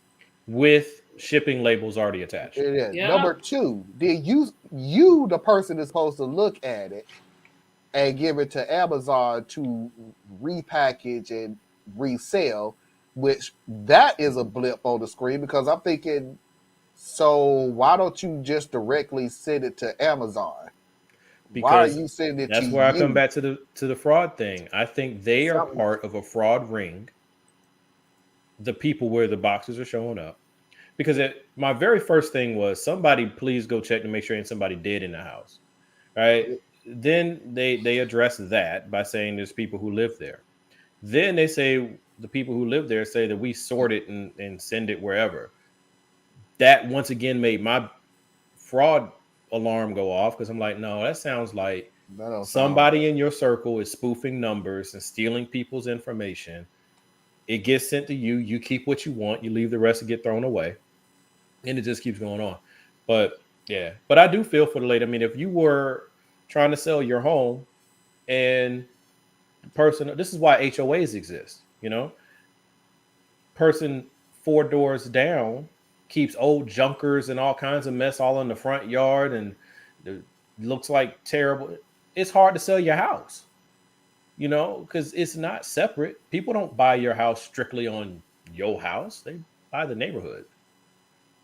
I hate HOAs. Yeah, I they do are too. terrible. I do but too. I can see where they But what come I'm saying, in. that's why they even came to be. I said that's the reason why. The only reason I actually love my neighborhood, and I'll give credit to my wife because I really did not want to move here because we're not that far away from a crime-infested neighborhood. But we moved to a neighborhood which is a lot older, and the reason that we cut our grass and trim our hedges and everything, it's a pride thing. We do not want to be the house that look like crap. So it's more of a pride neighborhood thing that we don't want to be the one that look like we don't. And it's a ego driven thing. We don't want to be the one that looks like crap. We don't want to be the one that looks lazy and can't get out get out there to do the right thing and stuff like that. But we don't have any issues. Yeah, I don't have an HOA either, and I feel the same way. And then I love my house, but I hate the fact that we bought the house where the person who lived before me had a green thumb. So way too many trees and bushes over here. Oh, I hate doing yard work. I don't even want to tell you about the debt that's the idiot literally put a roof over the debt. You know what? Y'all crying about y'all first world problems is getting on my last nerve. Come on. First of all, living in an apartment. In an apartment. It is terrible. As a person trying to look for a house, it is difficult. Very, very difficult in this climate to buy a house. Yeah. I'm with the lady that says, hey, I want all them boxes there. Because I'm like, if I'm as a home buyer looking in the house next door, look all jacked up, nah. That house in the inside, it better have a clawfoot tub, an in-suite, 1 kitchen, 3 bedrooms, attached. It better be showroom ready new for me. So now I'm having to sell my house at a discount to account for what somebody else is doing. She's gonna have to sell her house at a discount because some nitwit who, like you said, is probably they not doing stuff that's legal. They can't be. Something wrong. The thing that caught my attention, Amazon doesn't have any comment. Amazon doesn't care. No, but the Amazon doesn't. Yeah, I don't think Amazon. The county doesn't say anything. The city, it's just this wheel that keeps turning. I'm like, something wrong. Something going on in that house. And if somebody did some investigation, I did not watch every episode of Murder, She Wrote, Scooby-Doo, and all them mystery shows for no reason. It's something going on in them places. I agree. There's something wrong. I believe that they're up to something illegal. They up to something. I don't know what it is. And everybody is pointing the finger at somebody else. Like the city's like, well, ain't the city, it's the county. And the county like, well, ain't the county, it's the city. Yeah. But I bet you let somebody not pay. Here's what I want to know. If they don't pay their taxes, who shows up? Yep, county. That's who I want. Yeah, exactly. And county's like, we don't know. Yeah, I'm with the lady selling her house because, like I said, as a person looking for a home, I'm like, that house inside, it better be perfect. I don't want to see a roach, a rat, a nut. It better be perfect. Because I understand what the guy was saying about mind your business. Anyway. Some people can look past stuff. I'm not one of them. I ain't one of them. Nope. Nope. Some people look at the house and see, oh, this house has potential. But I'm with the lady that's trying to sell her house. I'm like, Then I must be uppity then. I don't see potential. I see is this house good. Yeah, but I'm looking at the rest of the neighborhood. Yeah, probably. They got 1 box. What they doing? Mafia, that is an hour and a half because I took the bet off of Thea's. Tracy talked about some doggone Scooby-Doo and Murder, She Wrote. So there's your 30 minutes over. Angela Lansbury. So we're going to take a very short break because Thea and Tracy has taken up your long break and threw me under the bus, like Sweet Susan said. I was very supportive. You're very supportive, all right. We'll be right back.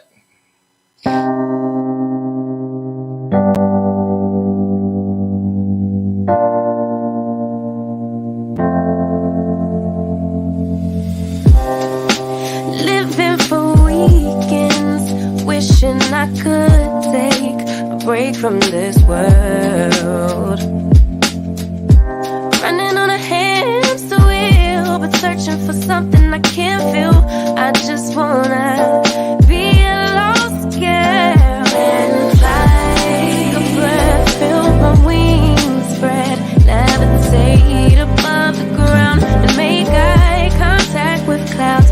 Now I'm rising, I'm soaring above it all.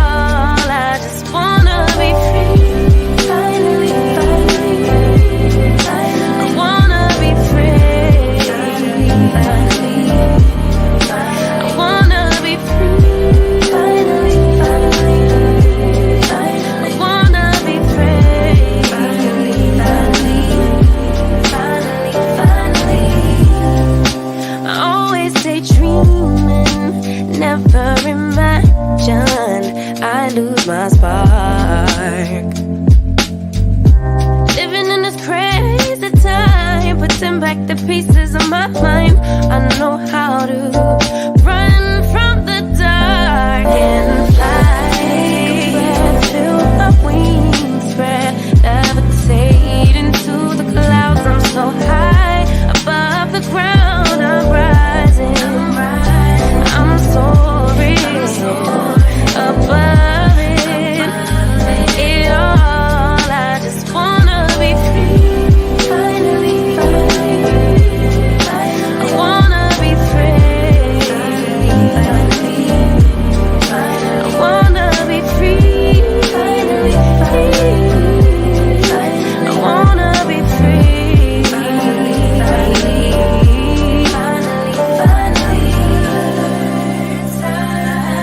Higher to above you, I'm rising, I'm soaring above it. It all, I just wanna be free. I wanna be free. I wanna be free.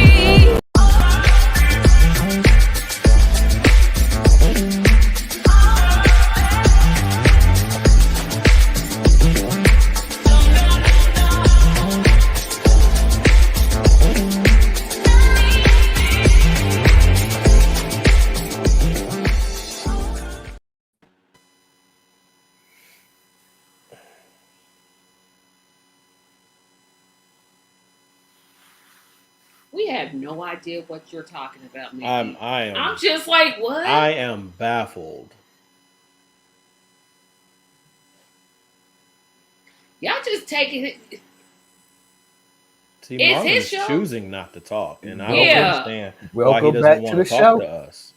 Welcome back to the Like show. we sitting here, we don't fly. Welcome back to the show. Welcome back to the show.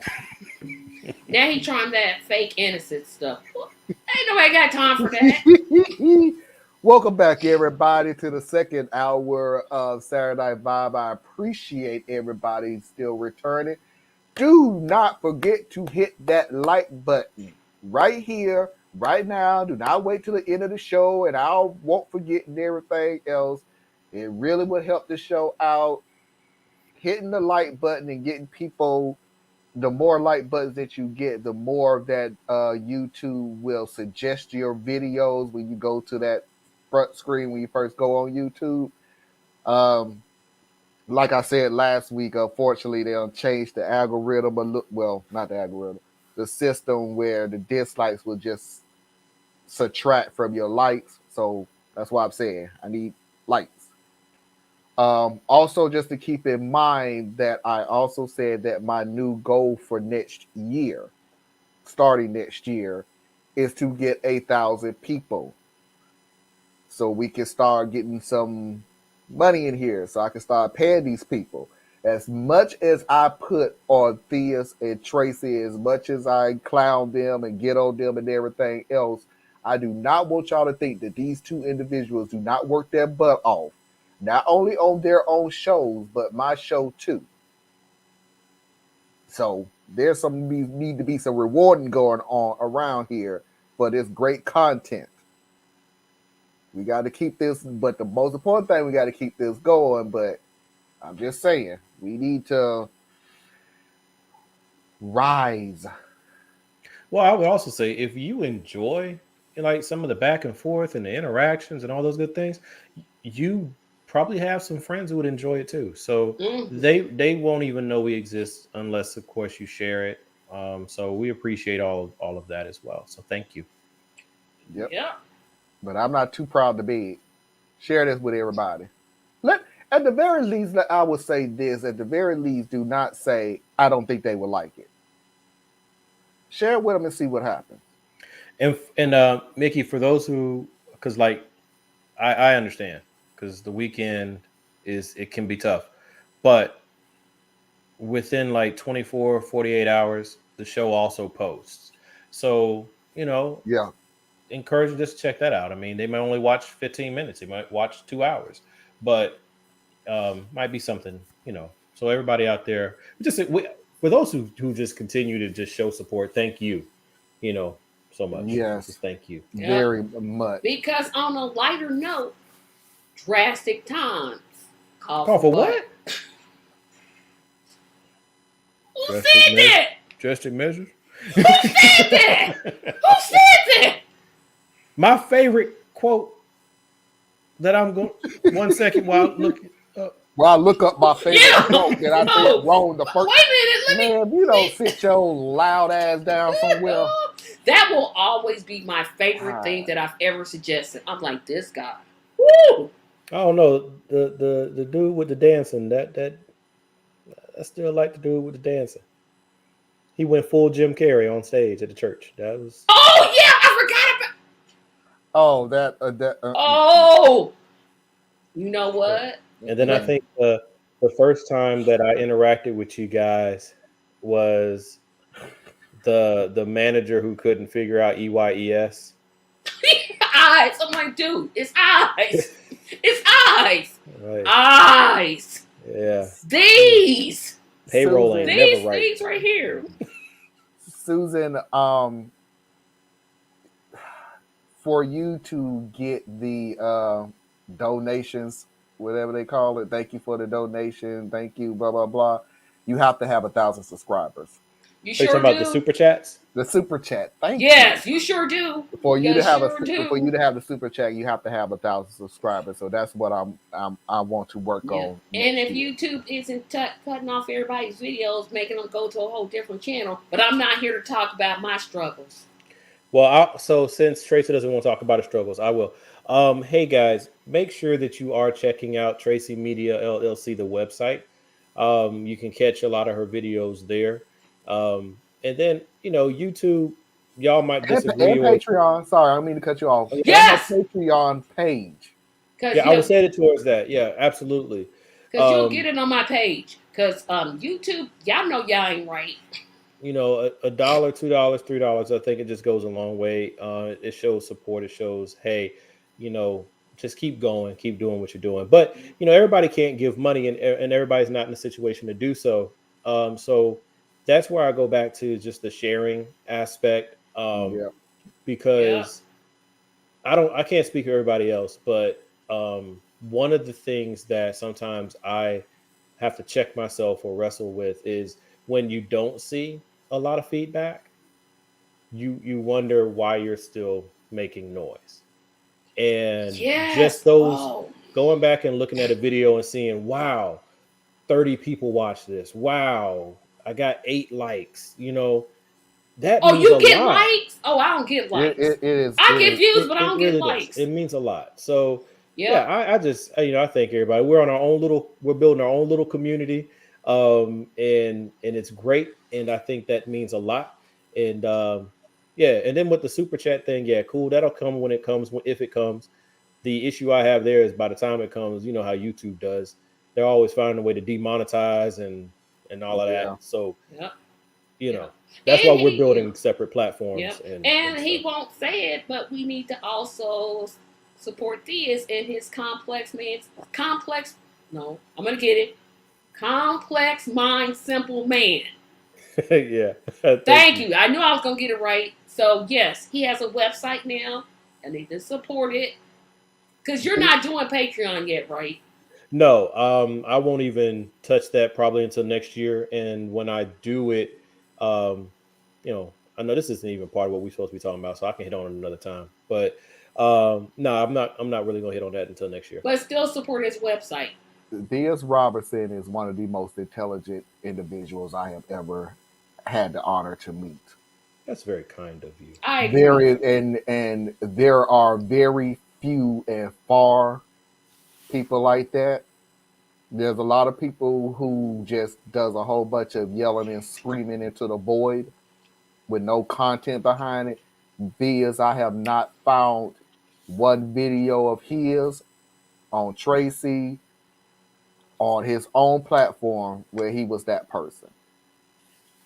We need more of that and less of the same tired, burned out rhetoric from very popular YouTube, CNN, Fox News correspondents who just regurgitate the same crap over and over and over again. That's the thing I like. I like that. And that's the kind of content I try to tap into, outside of us, is the ones who aren't dancing with the formula. Because there's a formula that works.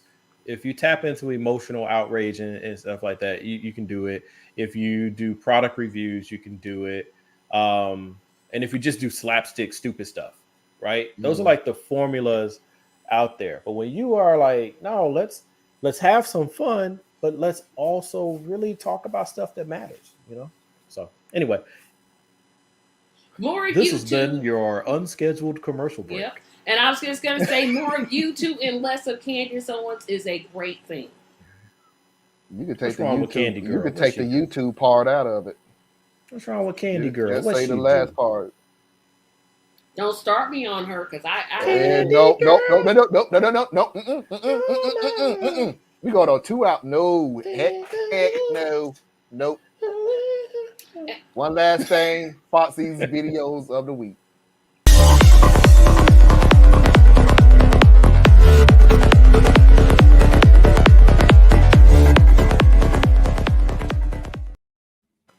I wanted to get the heavy stuff out of the way, but I know this is going to take a minute because I know who I'm on with.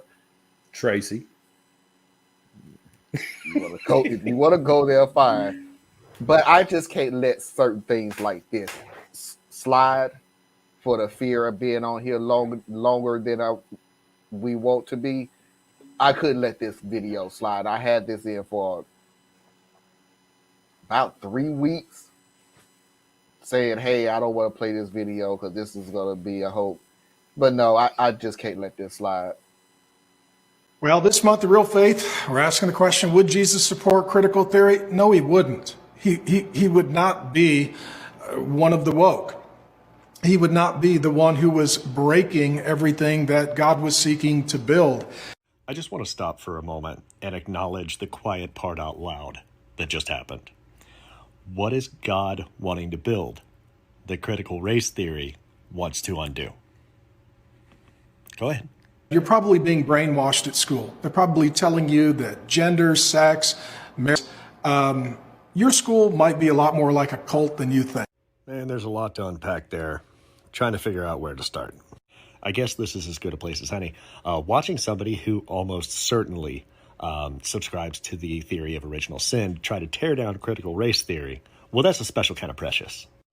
Is it a rule that you must use the term woke? Is that in the rule book now? Imagine somebody who made their dollars from the megachurch environment complaining about brainwashing. Just imagine that. But let's get to the crux of the matter. You're really going to come here on TikTok and pretend like you weren't sued for misappropriating $30 million worth of tithes. Really? My guy, you are not going to enjoy it here. You should move along now.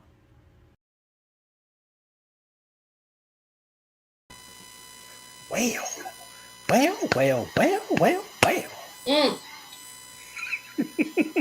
am so sick of the hypocrisy of the other side. First of all, I want to say this. Yeah, I agree with you, dude. Is woke just part of a word that you have to put in there now? It's marketing, baby. It's marketing. Yep, he knows what he's doing. He knows exactly what he's doing. And he knows exactly who he's talking to. CRT. Woke. Yeah. Brainwash. And I guarantee all the 3 black people that attended his church are probably looking for someplace else to be. It's a mega church.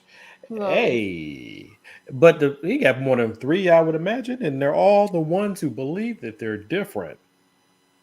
Yeah, they'll never. So they ain't going nowhere. Oh, they going. They ain't going nowhere. They ain't going nowhere because more often than not, to be in that type of congregation, okay? Because I mean, this is who he is, right? So I mean, he pushes this mesmerizing, double speak, don't look It into wasn't his that. eyes type of thing. So those are your Tim Scott black people. They ain't going nowhere. They think that they're different. They think that they have figured it out and they're able to see through the mess. And yes, Pastor, I'm with you. So they ain't going nowhere. They ain't going nowhere. They just not. But I don't know, man. My whole thing, all the showmanship and all that good stuff aside, I'm gonna take it right back to Jesus.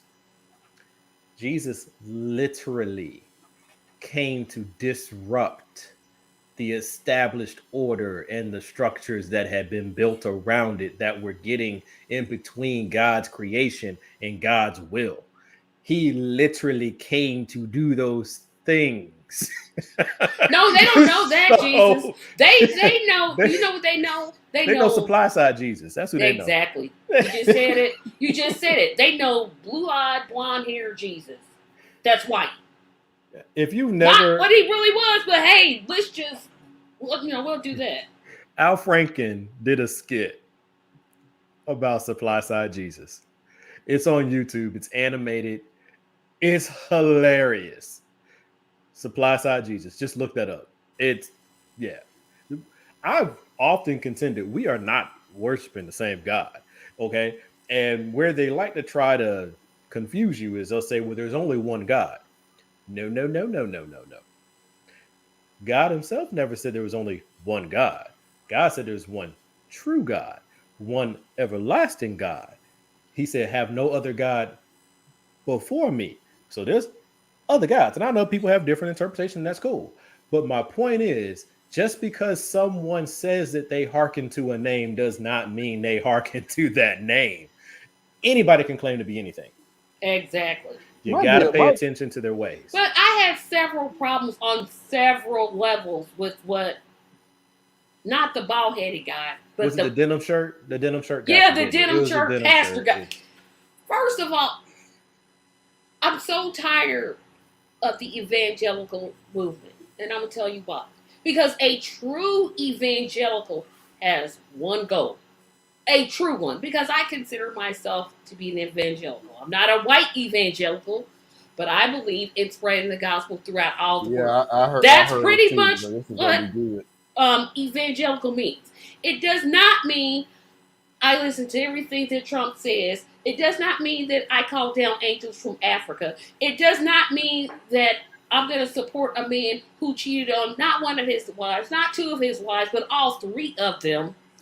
But to be fair, even though he did that, he would go to the next one. He married his mistress. Give him credit. And then he cheated on his third wife while she was pregnant. Yeah, you got it. And then he said he doesn't believe. He got asked a question, I think was by Paula White. Somebody said, do you believe in repentance? He said, no. Excuse me, that's the sentence of Christianity. Have you ever prayed for forgiveness? Yeah, and he said no. How can some preacher... How you going to pray for something you don't think you've done wrong? Wrong, exactly. But I'm saying as a preacher of the gospel, as what he pertains to be, because I don't believe in questioning people's calling, but... I do. Because I know my daddy taught, don't do that. But touch not the Lord's anointed. Yeah, well, I'm challenging if you was anointed. I get what you're saying, Diaz, but I got to talk about how I was raised because I'm like, yeah. But I'm like, dude, what are you talking? First of all, apparently he's never read any of the Gospels. He just like skipped over. Whoa! Any other gospel? No, I bet he could. He hasn't read any. No, because he's skipping a very important verse in the gospel. Are you talking about the guy or Trump? Gospel. She's talking about the denim. Oh, okay. The denim guy. I'm like, the demigod. Yeah. I'm like, excuse me, dude. Do you know that Jesus flipped the tables on people? You skip that part? You skipped the part where he fed the people and then asked them, oh, do you have a job? Are you living with your... What is he talking about? Yeah, you're right, Steve. We on two different planes of Christianity because apparently I'm thinking it's something. I'm like, wait a minute. Am I wrong? Which brings me back to what I always say. If somebody is misusing your name and you don't stand up against them, you agree with them.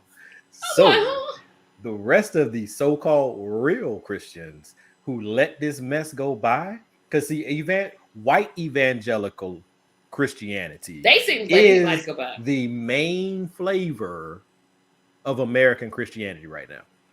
Unfortunately. So, all the other ones who are quietly going about their business and allowing this other group to do this. And then I just watched, there's a guy, there's a podcast called The Holy Post. I don't know if any of you've ever seen it. He's a guy who did VeggieTales.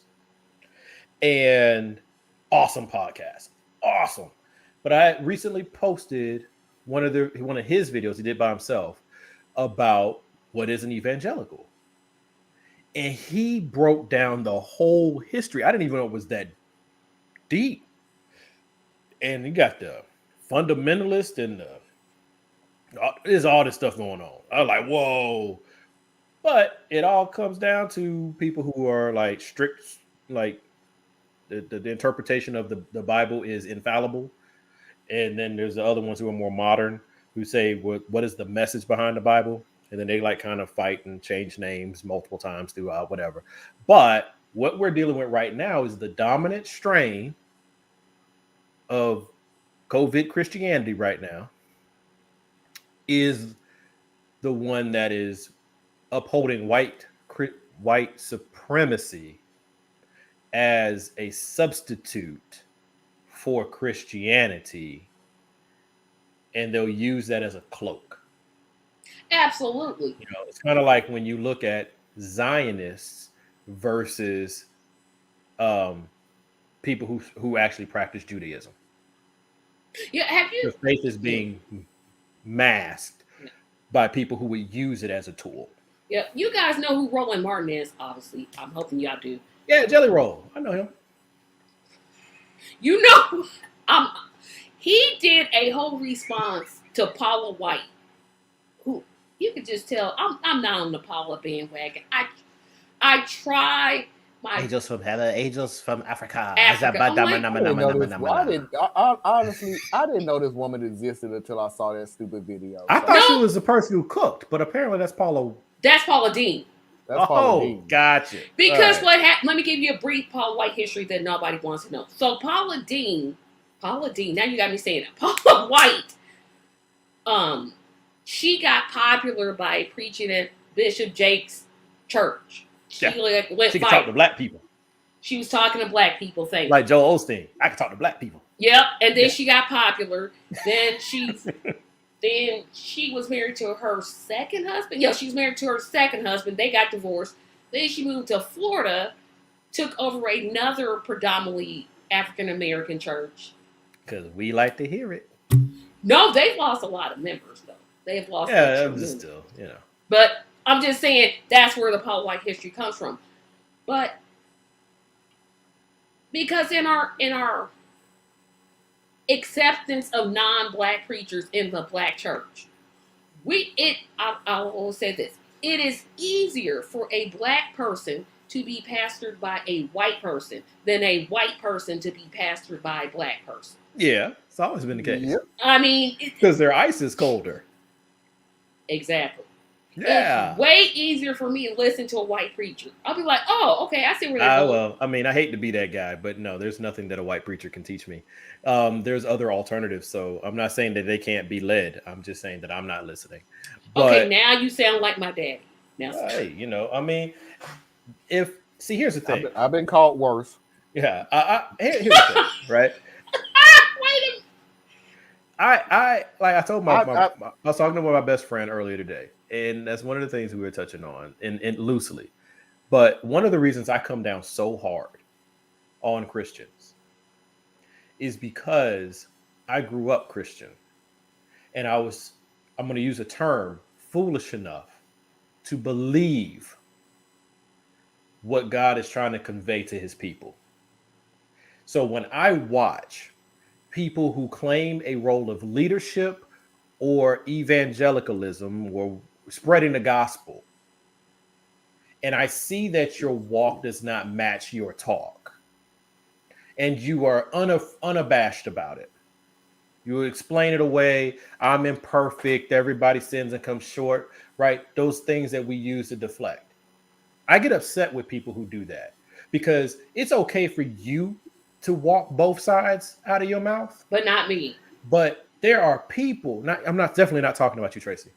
You were very consistent. But what I'm saying is I get very upset with anyone in any form of leadership, whether it's given to you or you've assumed it.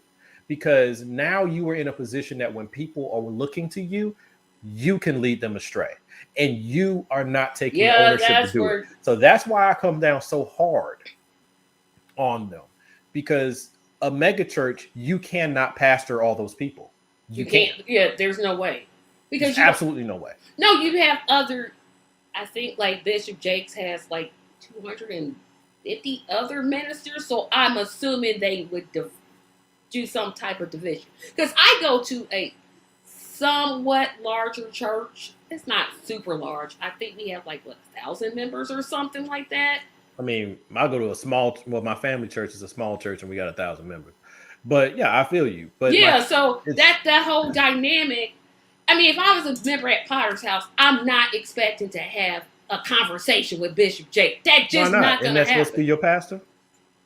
It should be. I mean, and he supposed to be who covering you under?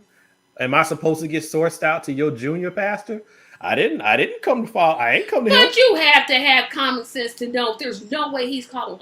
How many members does he have? I'm assuming like 30. Why are they coming? Are they coming for him? I don't know. Or are they coming for the word? Because if they were coming for the word, they didn't have to come to him to sit in a football stadium. See, that's why I'm so.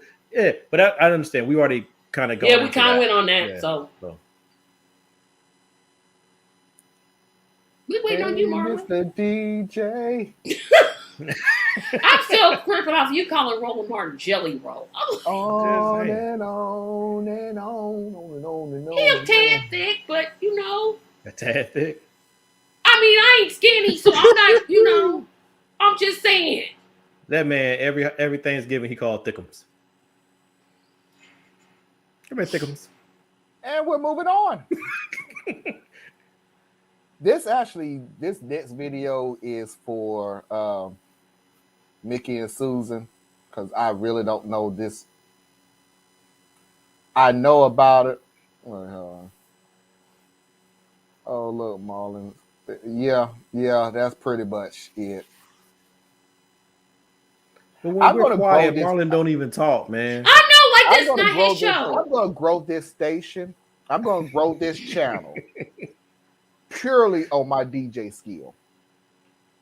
But you ain't playing no music. Sure not. I'm just saying. Apparently, I don't need to.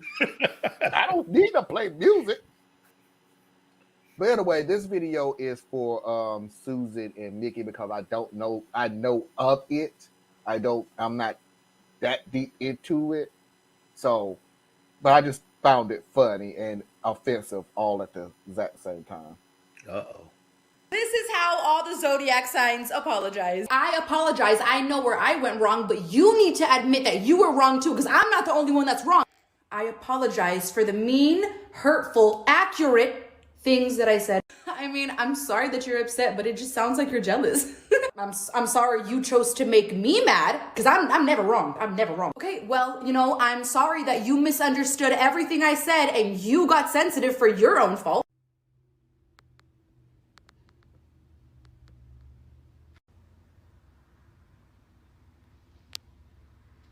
I mean, I said what I said, so now what? I said what I said. I mean, yeah, now I hear you. I just hope that you learned from this situation because you were wrong, not me. Sorry, I'm not good enough for you. Well, who the fuck told you to let me hurt your feelings? That's your fault. What?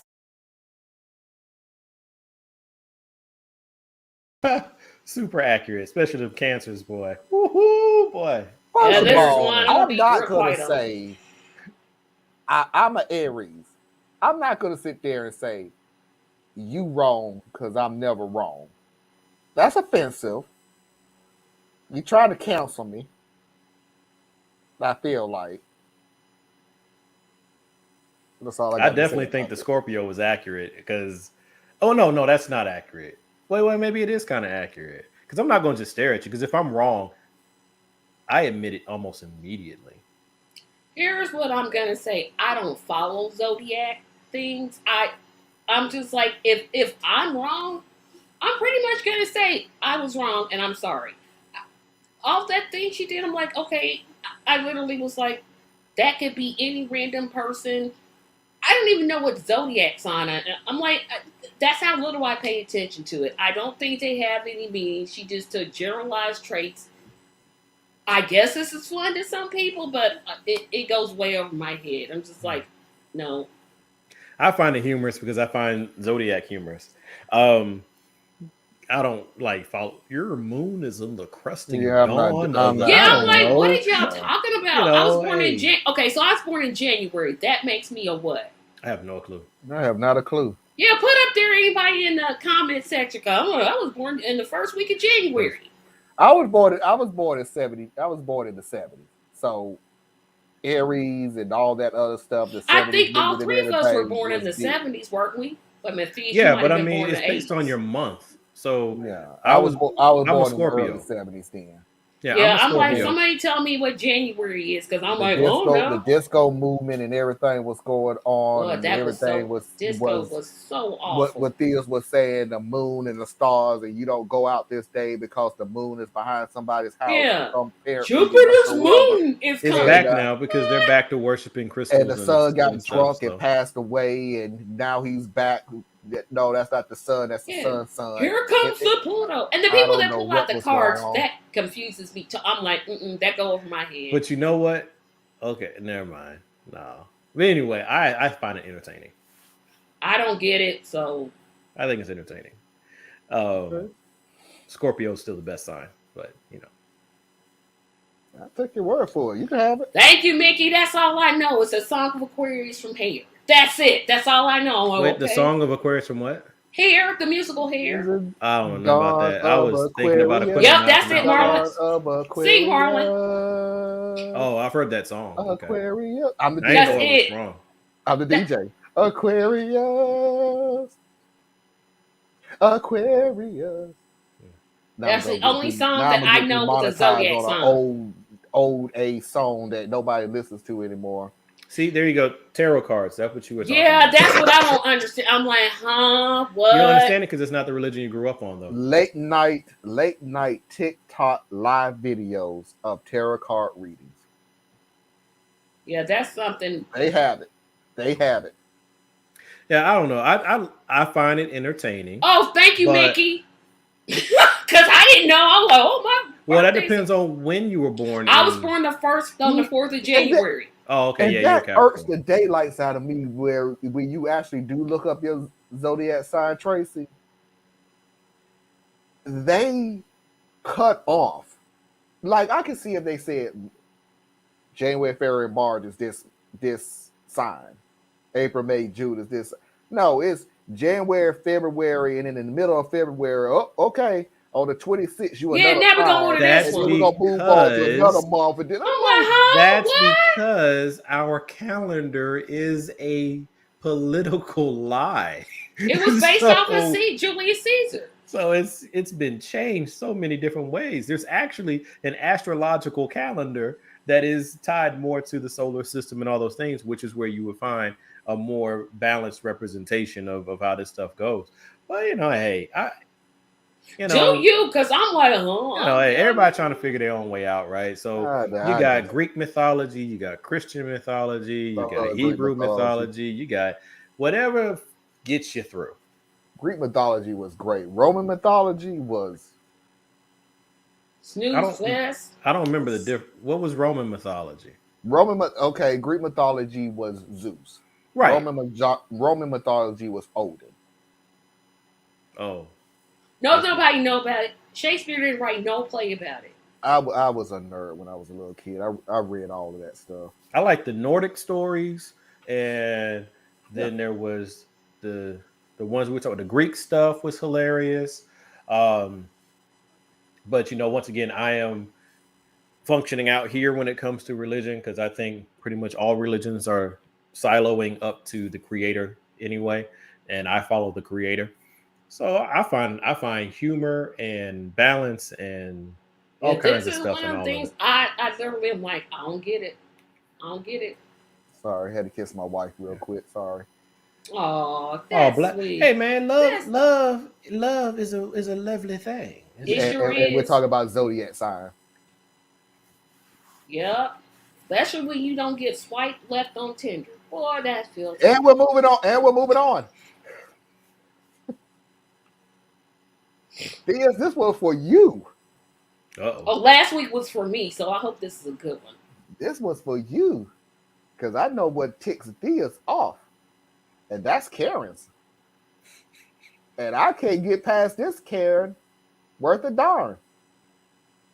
So before I even play this video to this Karen, and by the way, this is a reenactment, but it's supposed to be a reenactment of a true story. So for the real Karen that did this, F you and everything that you believe in life. Well, this is absurd. Get me someone who can do something about this. Ma'am, I've already gotten you my supervisor. Unfortunately, there's just nothing we can do. Then I want this supervisor's supervisor. There's gotta be someone here who knows more than you do. You know what? I do see someone who might be able to help. Let me just go grab her. One sec. Okay, but you better come back with a solution. Sam, help. What is going on? Are you okay? See that woman over there? She lost her keys and now she wants to talk to a manager. I got it. No, Sam. Hi, I'm Sam. I'm one of the event managers on site today. What's your name? Finally, I am Susan and I have lost my keys in your facility. I am so sorry to hear that. I would be more than happy to help you look. Oh, I know where they are. I'm sorry, did I misunderstand? I thought you said you lost. Try to keep up. I flushed my keys down a toilet in that restroom over there, and according to a blueprint I found of your facility online, they should be under this tile in the floor of your lobby, this one that I am standing on. All I need from you is to get this floor pulled up on the double. Let's go. Yeah. I tried to tell you. You done lost your damn mind. You have lost your ever-loving mind. This will be the shortest conversation I would have ever had with a Karen, ever. Ever. I ain't finna tear up jack squad. Get the hell up out of my facility. Have the day you deserve. That's more than I would have said. I've just been once. Okay, so first person, that's the associate. They try to do it. They don't have any authority. Goes to supervisor. Supervisor tries to talk. They apparently already find out she's completely nuts at that point. And then you come get me. So going back to my days working for a major retailer, I would have been that last person. The moment you said, I looked up your blueprint and it's right here, my only answer is no. That's my answer. No. Okay, maybe I did make it longer. Maybe I should have just got back.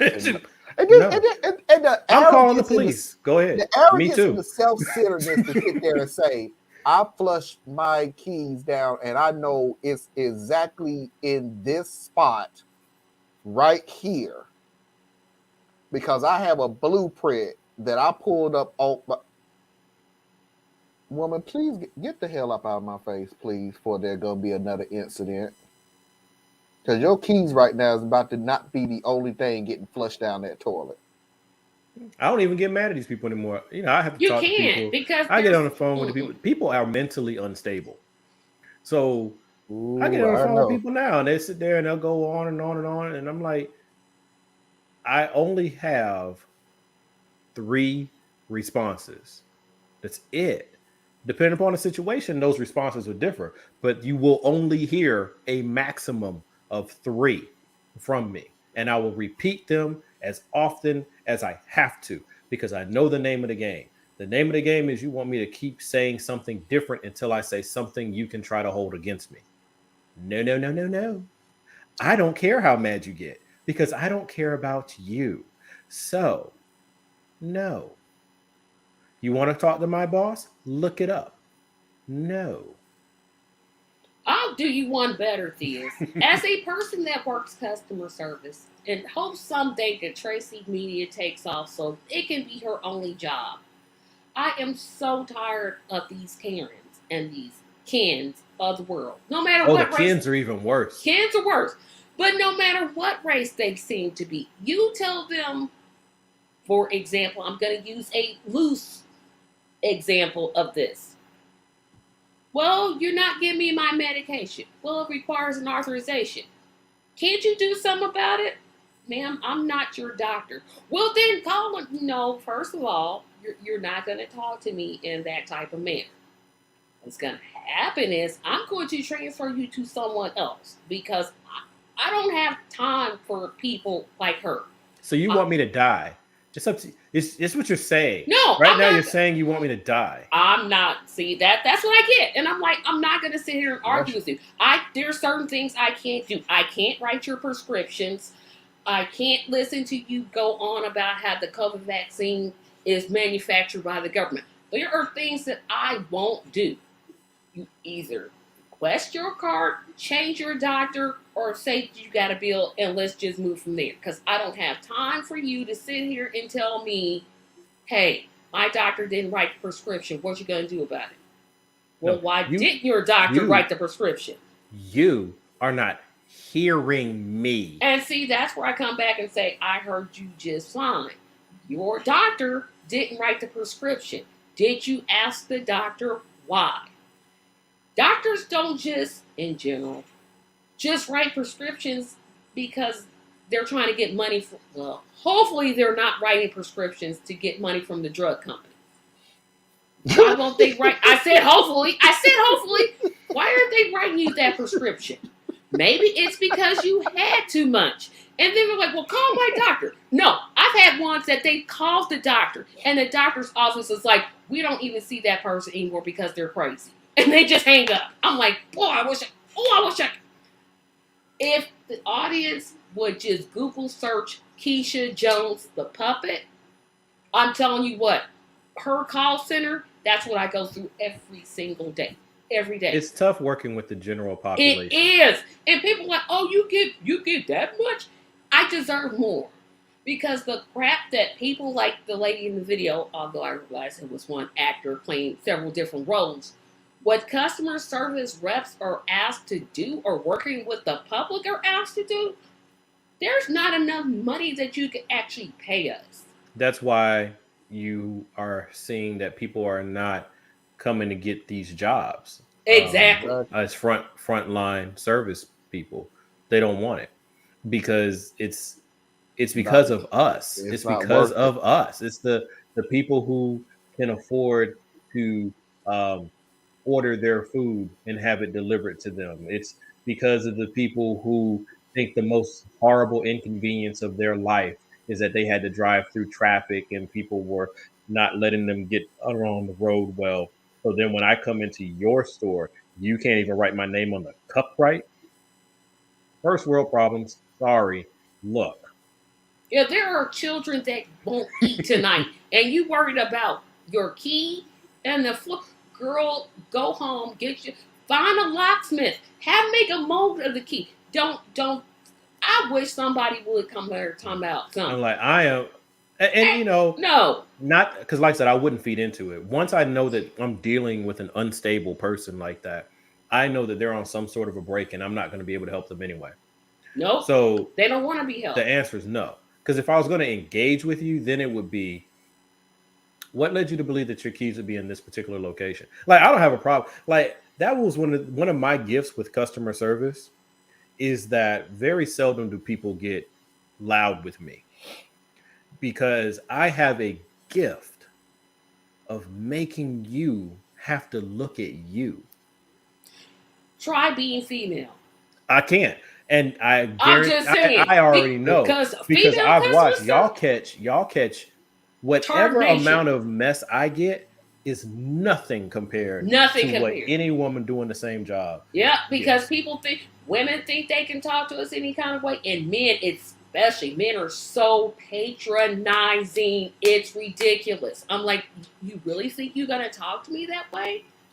Yeah, they love to do this one because I hear it. Well, let me find another way to explain this to you, No, I understand exactly what you're saying. sir. I'm gonna start. They don't get the "sir, ma'am" from me. I'm like, could you say that one more time? Because I want to make I sure don't want we're you on to the same repeat it. page. I'm gonna start a new special on this show. I'm gonna give you an example right now. I'm gonna go backwards to go forward. Okay. At this point, I have been in the law industry for over 16 years now. Oh man, I've been up here talking to Popo. No, not that law. One time. Law firms. Oh, A law lawyers. firm. Oh, okay. Law firms for 16 years now. I asked and received the raise that I asked for. I say that because one of the things that they said that they asked me was, are you willing to leave and go to another law firm in our circle to get what you want?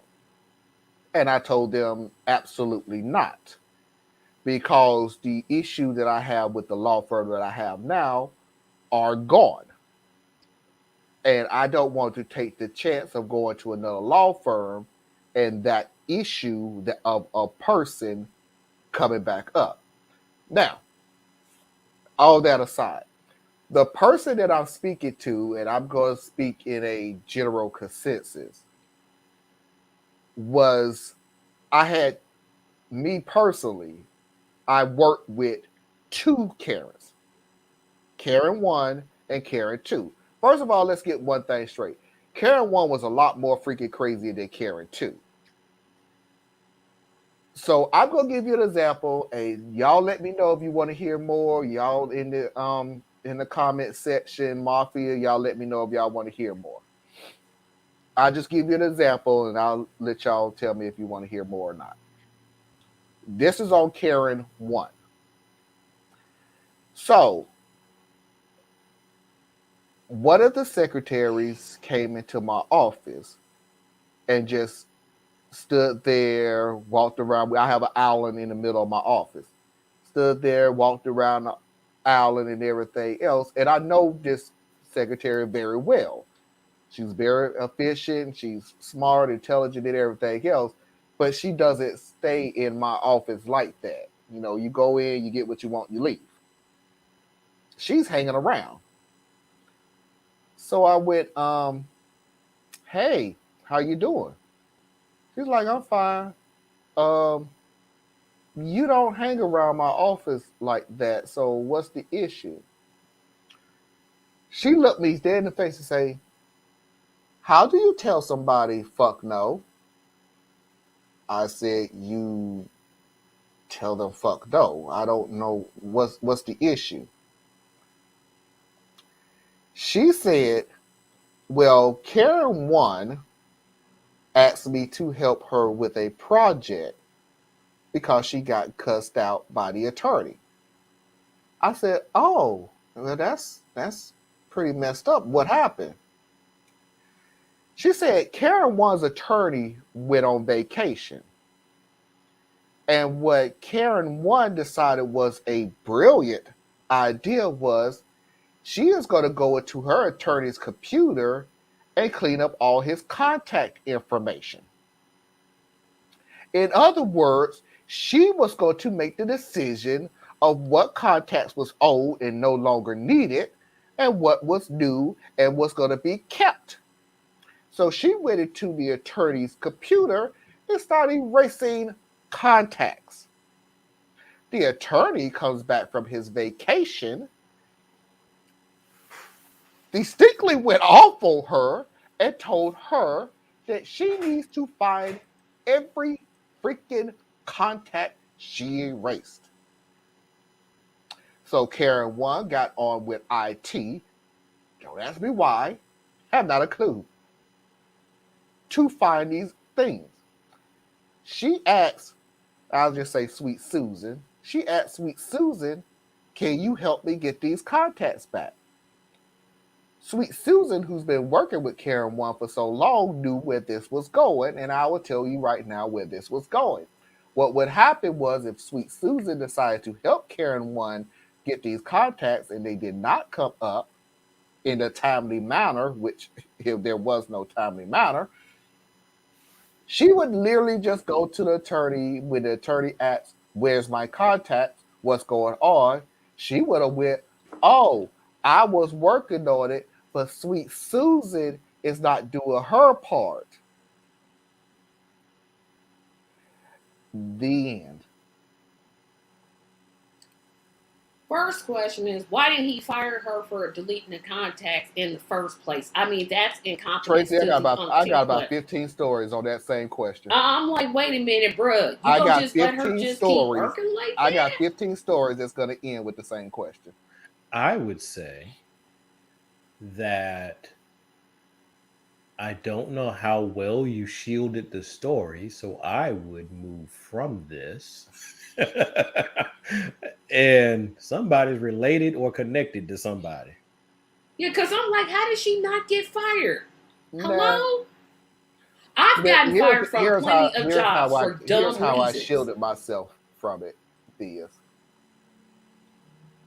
Because in order for you to say something, you have to verbally admit that you're that person. Yeah, because you got to take offense to it. Yeah. Yep. In theory. Yeah. There's No, not in theory. Trust me, when I tell you these stories,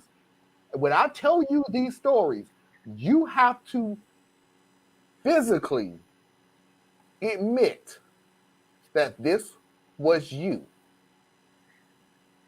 These are not random stories where it could happen to anybody. No. But yeah, I have the same question that Tracy would have. Like what? And then she gets to blame the person who had nothing to do with the records being. Well, she didn't do it because the other person acknowledged where this was headed. Yeah. And was like, I need to sidestep this. Yeah. Because I know that somebody's going to burn the ship down with me still on it. So, yeah. Girl, I've been fired from a many jobs, but that right there, that's a fireable offense. That's packing bags. I missed that. What was that? Oh, I was saying, why is Tracy commenting on the show? Because y'all was talking. I'm like, okay, I'll just comment. I'll just let them know. Don't forget to Google Keisha the Puppet. That's all I'm saying. Don't forget. Oh, I was talking about the comment right before that. Oh, for this one. So me using black profanity I picked up online to talk to Danish bureaucrats is a no-no. I don't know what black profanity is. I don't know what black profanity is. I thought it was just except maybe profanity. Bless your heart. But that's not even black. That's just Southern. Yeah, that's what I call church profanity. That's just Southern. Oh, God bless you. Oh, bless your heart. Oh, wait a minute. Karen wanted sleeping with an attorney. That's what I'm thinking. I guess what I'm thinking. Let's make this perfectly clear. That's what I'm thinking. No. Well, what she know about? She knows some about him that she was able to keep her job. Here's the deal that you have to understand about large firms, large companies, and everything else. I've played this game for way too long. It is not that easy when people say, "I'm going to fire you. You need to be fired. I'm finna fire you." It is not as easy as everybody makes it out to be. It really isn't. Yeah, because HR wants to avoid lawsuits, so now you got to jump through. Yeah, everybody's so quick to go, "I would have fired you. You need to be fired." You can say that all you want to. The chances of it happen is slim to none. You have to go above and beyond to be fired, especially in law firms. And I told everybody this a long time ago. It wasn't bragging. It's the truth. Why do Charlotte, North Carolina, is so good with nobody snatching your mask off your face or berating you for wearing a mask or you a sheep for getting the shot and everything else? It ain't because we are a moral city. It's because we are a financial city and nobody wants to get sued. So you learn to keep your mouth shut in this city. You learn it really, really quick in life. That your opinion about stuff is based on how much money are you willing to lose when you go to court. Yeah, I feel you. The only thing that I would push back on that is, unless I have previously given you authorization to access and manipulate files on my system. Yeah, that's what I'm like. She done known the password. I mean, like, damn. Well, I mean, your secretary often has your password because they have access when. No, they will have. It's inconvenient for you. You too. send your secretary. Your secretary is like the closest thing to you. But that's usually a read-only situation where, hey, I'm at trial or I'm in deposition or I'm whatever it is that I do. I need you to jump in there, get me this information. But who told her to decide which contacts should stay and which ones That's should her go? overstepping her bounds. Here's but it the could answer, be Tracy. hard. Yeah. Nobody. Yeah, I'm like, sure, he gave her access with the password, but he should have set up conditions like you can use it when I say so. Mm-hmm. But here's where it gets muddy, and this is now we're going way down the rabbit hole. But where it gets muddy is, I'm the attorney, right? Mm-hmm. And when I'm away from the office or if I'm working on something, I need my secretary, who I trust more than anyone else professionally, to be able to get into my system because I need that person to be able to get stuff for me. Yeah. So now I've done that, but I work for a larger firm that has an established legal counsel division and an HR division. It's against rules for me to do that, even with my secretary. My secretary should have her own login with her own set of files. And if I want to copy them over for her, then so be it. But there's certain things as an attorney, no one else is supposed to be able to see, including my secretary.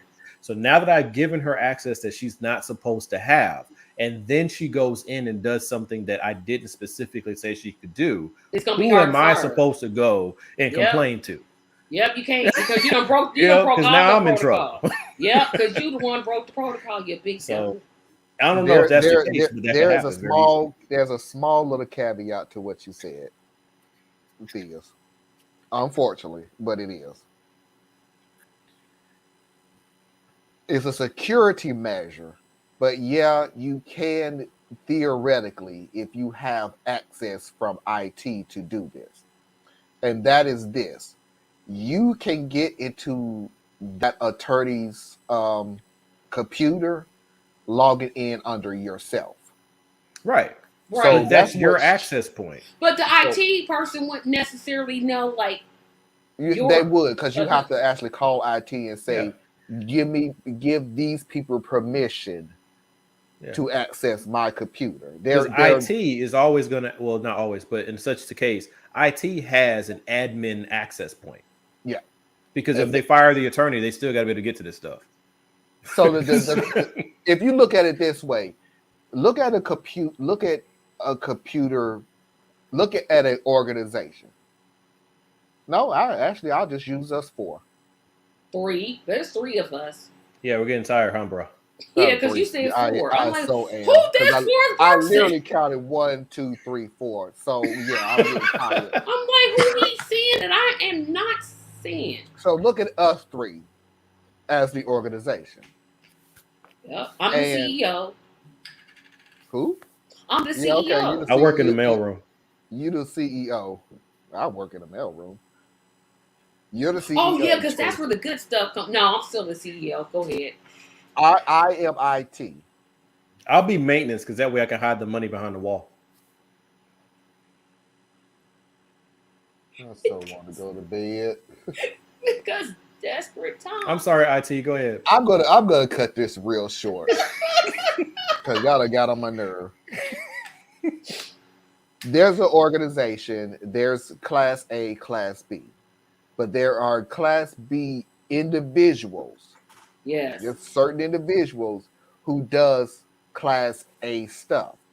So IT is able to allow certain people in Class B to access Class A information, even to the point of certain information. So the secretary would be allowed to get into the attorney's things, given permission by IT to get into it. Any other secretary would not. Any other secretary could go in there and put their information in. They're not going to get into the system. So this secretary who has permission from IT, whether by rule or regulation, or whether by the attorney saying, yeah, you can do this, was given to it. Was she given her own access, or was You she would have given to his use your access? own. You would have to use your own access, though. You So cannot. Was he giving out his password? Like, here's my username here's my password. No, see, it's not his. It's the equivalent of her going from her computer to another one, to another computer. She goes in and puts her username and her password into that computer.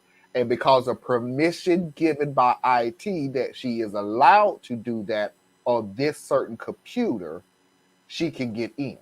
Okay, dumb question though. Wouldn't she have to know his password and username? Again, no. Because okay. she's logging in under her.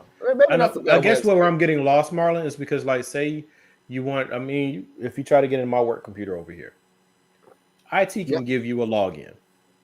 You still wouldn't get my profile. No, you won't get my profile. And don't want to. Right. But my profile, my contacts. So the only way that my contacts could be deleted by a third party is if I'm in a shared drive. Now, why would my contacts be in a shared drive? That doesn't make sense. That's what I was thinking. I'm like, okay, well, how did she get his stuff? Let's change it around. Give her permission from IT, because I think I know where I'm losing you both at. When I'm gone, I have somebody who comes in. I have an assistant. Okay. My assistant can come down to my computer and she can log in under her name and under her password. Right. Mm-hmm. What's on my computer is up and running. It's not going to log in under her and her stuff. She's logging in under her name and her password of my stuff. Man, I got better security at an elementary school. That's shoot. I got security on my Mac better than that Like, stuff. my computer right now, my daughter could come downstairs and try to log in, and it will load her profile. It would not load my stuff. It wouldn't load nothing. It'd like be her own Word files, all that. Yeah, that's like if I lend somebody my Mac and say, "Oh, I'm going to create you." They can create their own password, but they're not going to get no access to my there files. There lies the part that I'm thinking. So they all in the shared system behind the There login. lies the part I think y'all missing. That's what I wasn't getting. Everything is under permission. See, what I said was she can log in under her name and her password to get into my stuff because IT has allowed for her to see my stuff because we work in the same department. You can't go to anybody. In other words, I use your daughter, Thea's. Your daughter can log into your computer under her name and her password.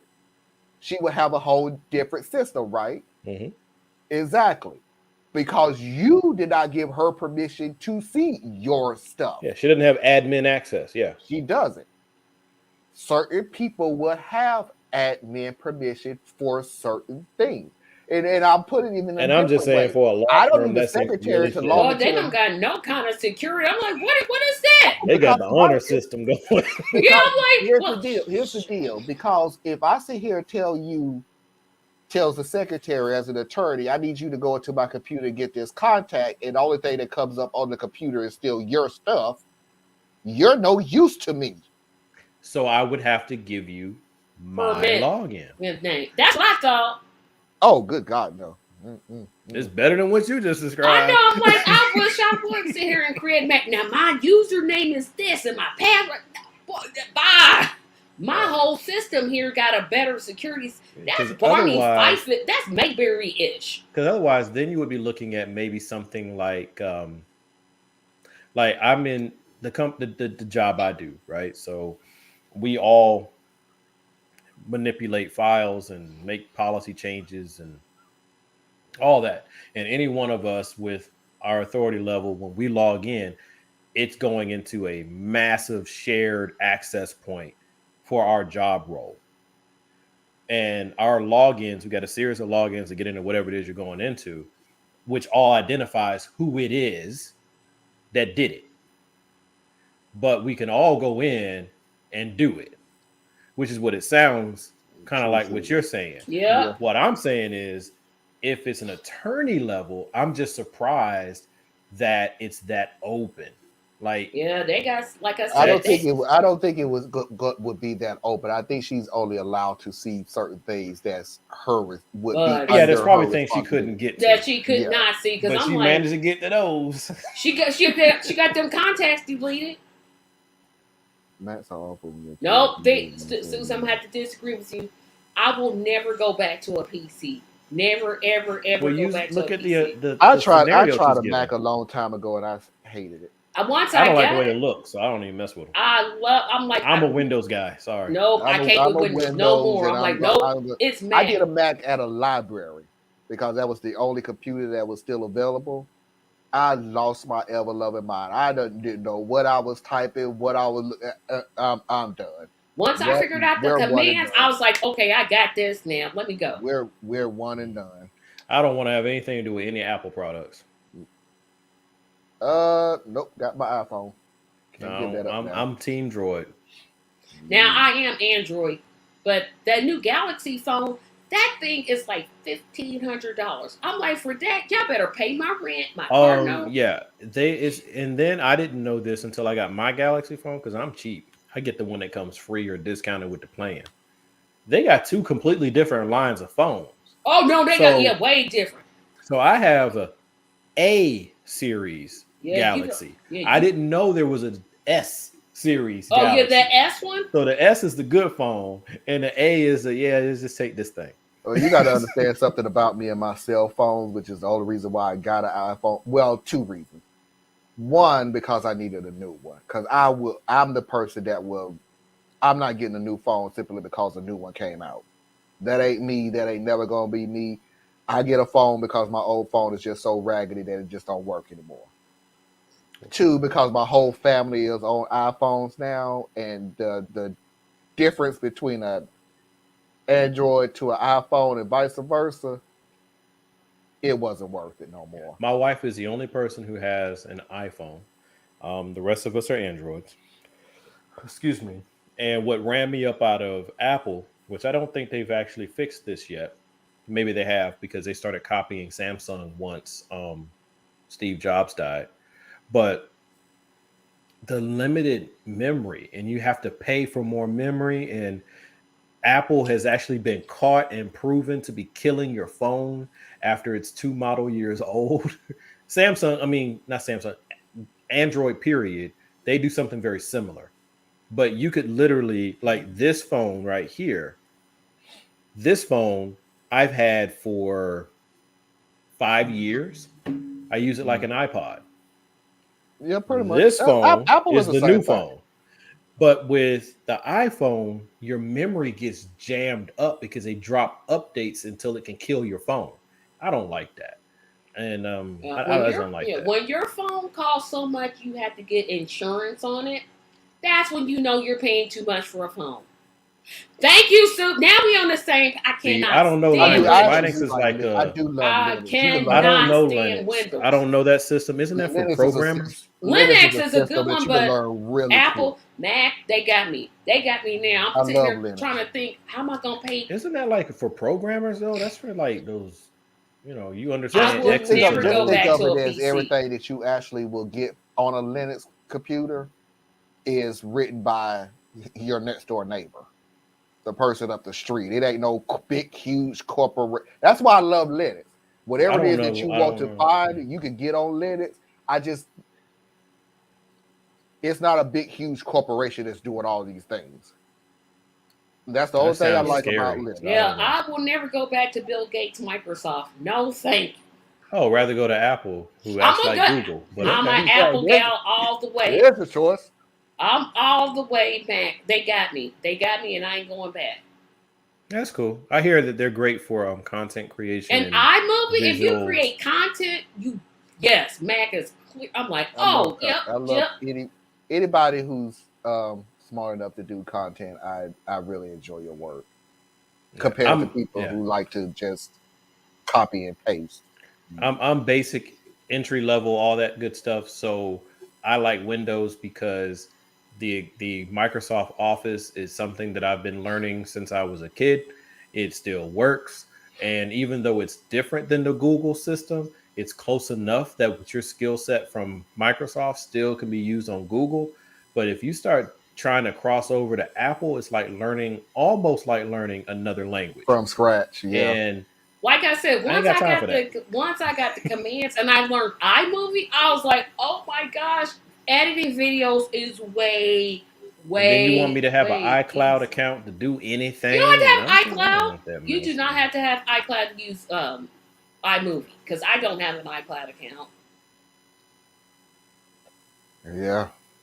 I wrote a program. I can't with Microsoft. I'm like, y'all getting on my nerves. If you can understand DOS matrix, you can do anything. Yeah, you sure can. If you learn coding, you got a job for life. You really do. You literally can, and I'll say this really quick, so we got to move on to the next. If you learn coding, you can get any freaking job anywhere in the freaking world. If you're really good with coding. Anyway, yeah, because they always need to be able to upgrade from system to system. You got to upgrade. And DOS will always be there. You got it runs behind everything. Oh my God. If you learn coding, you are set for life. Because you got a job that they're going to always need you. Exactly. And bring back the big floppy disk. And when the robots take over the earth and the androids are our new masters until we go fully extinct, they're going to need someone to help upgrade certain things. And our little fleshy fingers will be useful if you can code. It don't matter. We'll be taken over by the lizards first. Now, I think the robots will get us. Okay, now y'all just being too... That's doom and gloom stuff. Come on, y'all. Well, the lizards are only here if you believe in QAnon because of the lizard people who are eating children. But Donald Trump is here to save them. Well, he's here to vanquish the lizard people. The lizards and drain the swamp and other stuff. And save us from the child pedophiles. At the pizza parlor. Yep, in the basement. Yeah, in the basement of the pizza parlor. We did figure out that pizza parlor thing. Anyway, next video.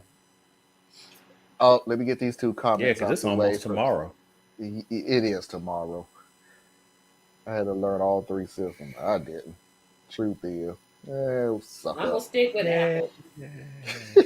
Our next video was something that came up that I saw that, quite honestly, I would like to do a series on it. That's the word I've been trying to say. Should I do a series on Karen 1? Let me know in the comments. This is a series of a lady that I found on TikTok who pretty much looks at old movies and figured this was kind of effed up without actually saying effed up. But I found it kind of fascinating. So here we go. That's fucked up when you think about it. Episode 2.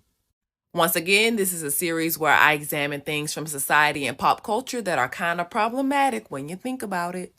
We're continuing with movies. Let's get into Shallow Hal. Jack Black stars as Hal, a man who only pursues women that are conventionally attractive. This means women who are skinny, white, women who will fuck Matthew McConaughey in a mediocre romantic comedy. This is until he gets hypnotized by a guru to only see inner beauty. Now, unattractive people who are nice will be physically beautiful to him as well. So Hal eventually starts dating Rosemary, a plus-sized woman who he sees as thin. Because you can't possibly be big and attractive, that's just ludicrous. For most of the movie, Rosemary is mocked and dehumanized constantly. Everyone is just flabbergasted that she could possibly have a man, even her own family. She's also shown breaking a solid steel chair and nearly flipping a canoe because we have to play up the fact that plus-size people are punchlines, okay? Fast forward to the end and Hal breaks his hypnosis. He now sees people as they are. He starts avoiding Rosemary until he realizes that his feelings for her will overcome her appearance. This is a direct quote from the movie, by the way. Spoiler alert, he gets her back, happy ending, blah, blah, blah. Now, I believe this movie was supposed to give the message that inner beauty is what counts. But what it really says is that if you're big, then you're automatically unattractive. And that plus size women are so undesirable that they can only get a man if he's tricked into it. How fucking inspirational.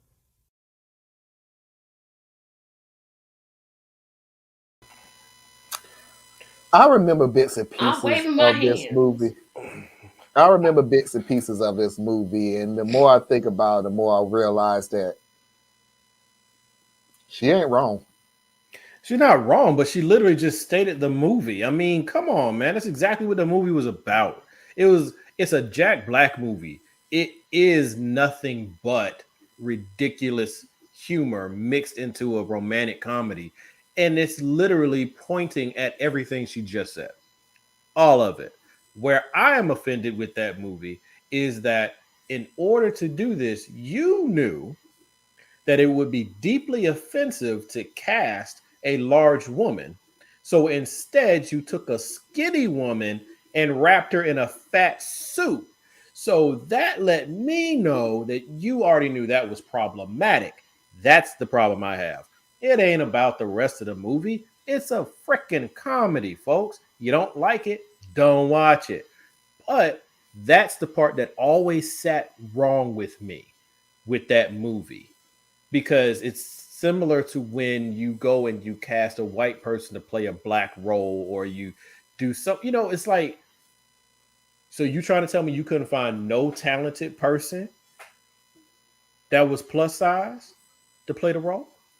Here's That the what you one telling thing. me? Here's the one thing that I have to So push that's how I back looked at it. on. I don't mind the comedy aspect of it. I don't even mind the messaging of it, even though it is kind of effed up.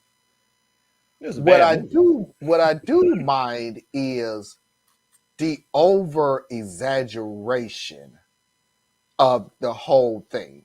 If it was a plus size woman and everybody's looking at the dude like, dude, what's the issue? Why are you messing with a plus size woman? Blah blah blah and everything else. Okay, I get it. Come on. That woman was not that big and she's breaking a steel chair. If she ain't that big and she got the canoe sitting at the other end where his end is sticking up because she's so heavy that she's sitting on the other side of the canoe. You get the joke? She's so heavy. Really? It would have still been just as hilarious if you sit there with everybody looking at you going, dude, why all of a sudden are you dealing with plus size women and everything? It's just the over exaggeration of the whole thing that just irks me. Marlon, think about it though. Think about it, all right? Because first of all, it's a bad movie. Like I'll it never give should have you even. that. It It really never was a should have bad been. movie. It was a bad movie. It never should have been made. But what I'm getting at is, if you take out the visual humor and you make it more representative, now it becomes an even worse movie, because now you're showing that she sits on a chair just fine, rides in a boat just fine, takes up more space in the car works still just fine. It's no longer a comedy at that point. It's gone. Like, you are literally just being an booty the entire movie. And that's the reality of the movie, because no one else really, if I remember the movie correctly, the only people who had a problem with who he was dating was him and his best friend, who was just as bad. The rest of the world did not look at her as anything different. You know what I'm saying? Oh, and her parents had issues. So what the movie did that was good was it hopefully made some people who are like that look at themselves, because you have parents who make their children feel bad about themselves for being heavier. And that was something that really was nailed home in that movie, because her parents, who swear they love her, right? Swear to her, they're the source of so much of her pain and identity issues. And you know Y'all the one thing missing that the I also whole point. I want to add one more thing to this real quick, Tracy, and I'll let you speak. Okay. I am so sick and tired of the most unattractive males in these movies feel like they can pick and choose who is unattractive and Welcome my to the goodness patriarchy, and buddy. everything. This is about the funniest thing I've ever seen. Jack Black is a phenomenal actor and he is funny. Jack Black ain't gonna be on the sexiest man of the year magazine ever. Mm-hmm. It's not what culture requires. It sure is, and the Culture- standards are different. I'm The glad standards culture are- is slowly changing to the point where you got people out there that's trying to fight for masculinity, where other people are going, dude, shut up. The Well, that's a whole nother masculinity thing. was never there. It wasn't masculinity, it was bullying. Thank you. Yep, it was. It was the term it toxic was masculinity chastising. is garbage. It was embarrassing. That's how you got your masculinity. Yeah. I always said this one thing about certain people. If you actually have to pick on somebody to make yourself look better, something wrong with you. Something wrong with you. Mm-hmm. Because the only way you gonna look good is you got to make everybody that's beside you lower than you. That's a disgusting personality, and it's roughly half the country. But hold on, Theus, hold on. Yeah. Let Sorry, Tracy, you about to say something? Okay, so this is why I don't like movies. This is exactly why I'm like, you know what? I'll go see a stage play any day of the week. And I know you guys are gonna say, oh no, you're not that big. But I'll say I'm a plus size person. Is he kidding me? I'm like, first of all, Jack Black is a plus size person, but could you say that? Yeah, I was just about. I'm like, Jack Black ain't skinny. So that really brings out. That was part of the. Yeah, it that brings was part out of the movie. Exactly the hypocrisy in terms of being a man and being a woman. You could get the fattest, ugliest, triflingest man you could get. He could have 8 kids, no job, and he still has women chasing after him. He still has women chasing after him. Let me finish my whole point. What she's saying is absolutely he true. still has women chasing. If you are and it goes both ways. He doesn't even have to be fine. He could just be ordinary. He could be. If you are a good-looking individual. I thought you said that he was sloppy and fat and had 8 kids. Yeah, I said sleepy, and no fat, job, and I did say ugly and no kids. So now that's where I was like, I'm sorry. He can get. You put him up. I think that the most unattractive man can still have women running after him. You need to look at those women.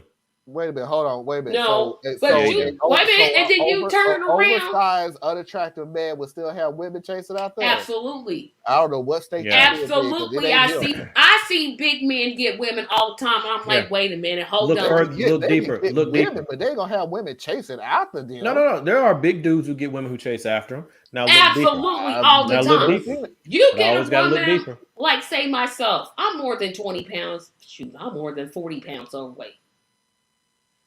For now, I got to be perfect skin, perfect hair, perfect dress, perfect size, big boobs, small waist, big head. It's like the standards are so.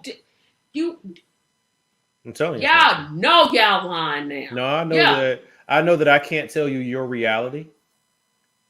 I know I can't tell you your reality because you're talking about what you will look for, but you. No, I'm not. Because I have a certain type. I have certain types. I don't have a certain type. But the standards are different. I never would say that the standards aren't different. See, we're after different things. I would push back on that. The standards aren't different between a man and a woman at all. That I don't agree with that 100%. If you are a good-looking individual, male, woman, transgender, any of that stuff, you literally get away with a lot more stuff if you are an unattractive individual. It's just the basis of America. So when I said, and I apologize for pushing back because I heard what you said wrong, Tracy. But yeah, if you are a good-looking male and you got 8, 9 kids, and you ain't got a job, and you ain't got a car, and you ain't got this, that, and the other, yeah, you would absolutely still have women running after you. I don't think he has to be all that attractive. And the guy who has a mediocre look, who does the right things in the right way, doing everything he's supposed to do, is all of a sudden put in the friend zone. And the first thing, and I will push back on one thing that men and women do, is to run up and down the streets running, and there ain't nobody out there for me. No, I don't. The person that was right for you, you put in the friend zone. Or skipped because over. you was more concerned about what people thought, what other people was gonna think that you was dating. Well, I would even take it another way with that. I would say that a lot of times people are alone because they're shopping in the wrong market. They're walking in the wrong section. See, you're out for what you think you want, so you won't take what you don't think you want, but what you actually need isn't fitting what you think. You know what I'm saying? It's like you, not anyone here on this panel, but okay, so let's say I wanted to have a girlfriend when I was, back when I was single, right? I wanted to have a girlfriend. Well, what kind of girlfriend do I want? Well, I like Black and I like Latina. Okay. I like wavy curly hair. I like some level of an accent. Ooh, and I want her to be like chocolated skin and slim and this feature and that feature. Like I'm picking her out of some kind of freaking magazine. Yeah, like you get to put it right? together. Like, okay. But this is what people do. They do that. They create a caricature of what they think they're entitled to. And then they go out to get it. Men and women do this. And they go out and they won't settle for anything that doesn't fit closely within that caricature they just made. Then turn around and say that everybody else is winning and I'm losing. No, you are chasing something that doesn't exist or that doesn't want you. That part is true. So that's you can't blame this nebulous ether when it's you have to own your own stuff. You have to own what is my criteria? Where am I going to get to that criteria? Because if I have humble expectations, right, and I just want a decent woman who I don't have a picture of what she's going to look like. I just know what qualities I desire, right? If you want to be really like la la la about how we do this and we don't factor into how people look until the last minute, which isn't true. But anyway. Yeah, I was gonna say, don't nobody ever look at But people like pretend they do. People pretend they do. I never look at him the way a man looks. Okay, okay. Yeah, what'd you do? Walk up to him with your eyes closed? Sure did. I was like this the whole date. I was like this. What? You literally walk up to somebody who's attractive and hope that they reach your moral standards. Yeah, you hope they're compatible. You start off with, is this person at least appealing to me? The only way that usually works opposite, and this is where when it does work opposite is usually when it sticks, is when you're in social connection with this person. So you are forced to get to know the person and you like the person. And then their looks really are more secondary. But that's not the natural way. Yeah, but in terms of this movie, to get back to this movie, Marlon, you picked up on that. I'm so glad you picked up on that because I'm like, Jack Black, you not slim, bruh. I don't know. He did on purpose, though. I know he did on purpose, and I'm like, and then yes, I agree with you. They couldn't have found a plus size actress, like nowhere. Like there's no plus size actors anywhere. But they didn't want to make a real plus size person the butt of a real joke. But we've been doing that in the movie industry for we've been doing that in the black people been made the butt of jokes and just about every movie from the beginning of time. Right. So, I mean, I'm not saying any of this stuff is right. I'm just speaking as what was happening. Right. And again, this is why And I prefer stage plays over. stage had plays this in the they're their movie own industry for years, where we've had, because everybody's trying to push back on different races playing different characters in different movies. And Elizabeth Taylor playing Cleopatra. We thought that the world had killed Peter Parker because we got a Black Asian Spider-Man. And all of a sudden, oh my God, why would you do that? Oh Lord, have mercy, everybody else. Or when they why, try to make, why when you they have made to Annie switch black. and choose? Why you have to change everything? No, else? because and I always push back on them and go, but you had no problem at all with him being white, having Elizabeth Taylor play Cleopatra. A real person. You had no a real person. Got rewards, a real person. And got accusations, and that's the greatest role in the world. You got a white woman in Africa playing Cleopatra. Well, they believe that Egypt isn't in Africa, even though it's clearly on there on the land. Well, that's what Hoda said. She said she's not African. Girl, you was born in, your parents is from Egypt. Stop. But see, that's part of the sickness that is, whatever. But going back to like with the situation with dating and all the things, because you made the point about unattractive, sloppy, whatever, adjectives you use, 8 kids, blah, blah, blah. What realm is he existing in? Because that's not a common thing. You're literally taking the most extreme thing we can hate and running with it. Because that's like saying, and pardon this, but this is an expression that we often hear in our community, that a Black man who wants a white woman will take the first white woman he can find, no matter what she looks like.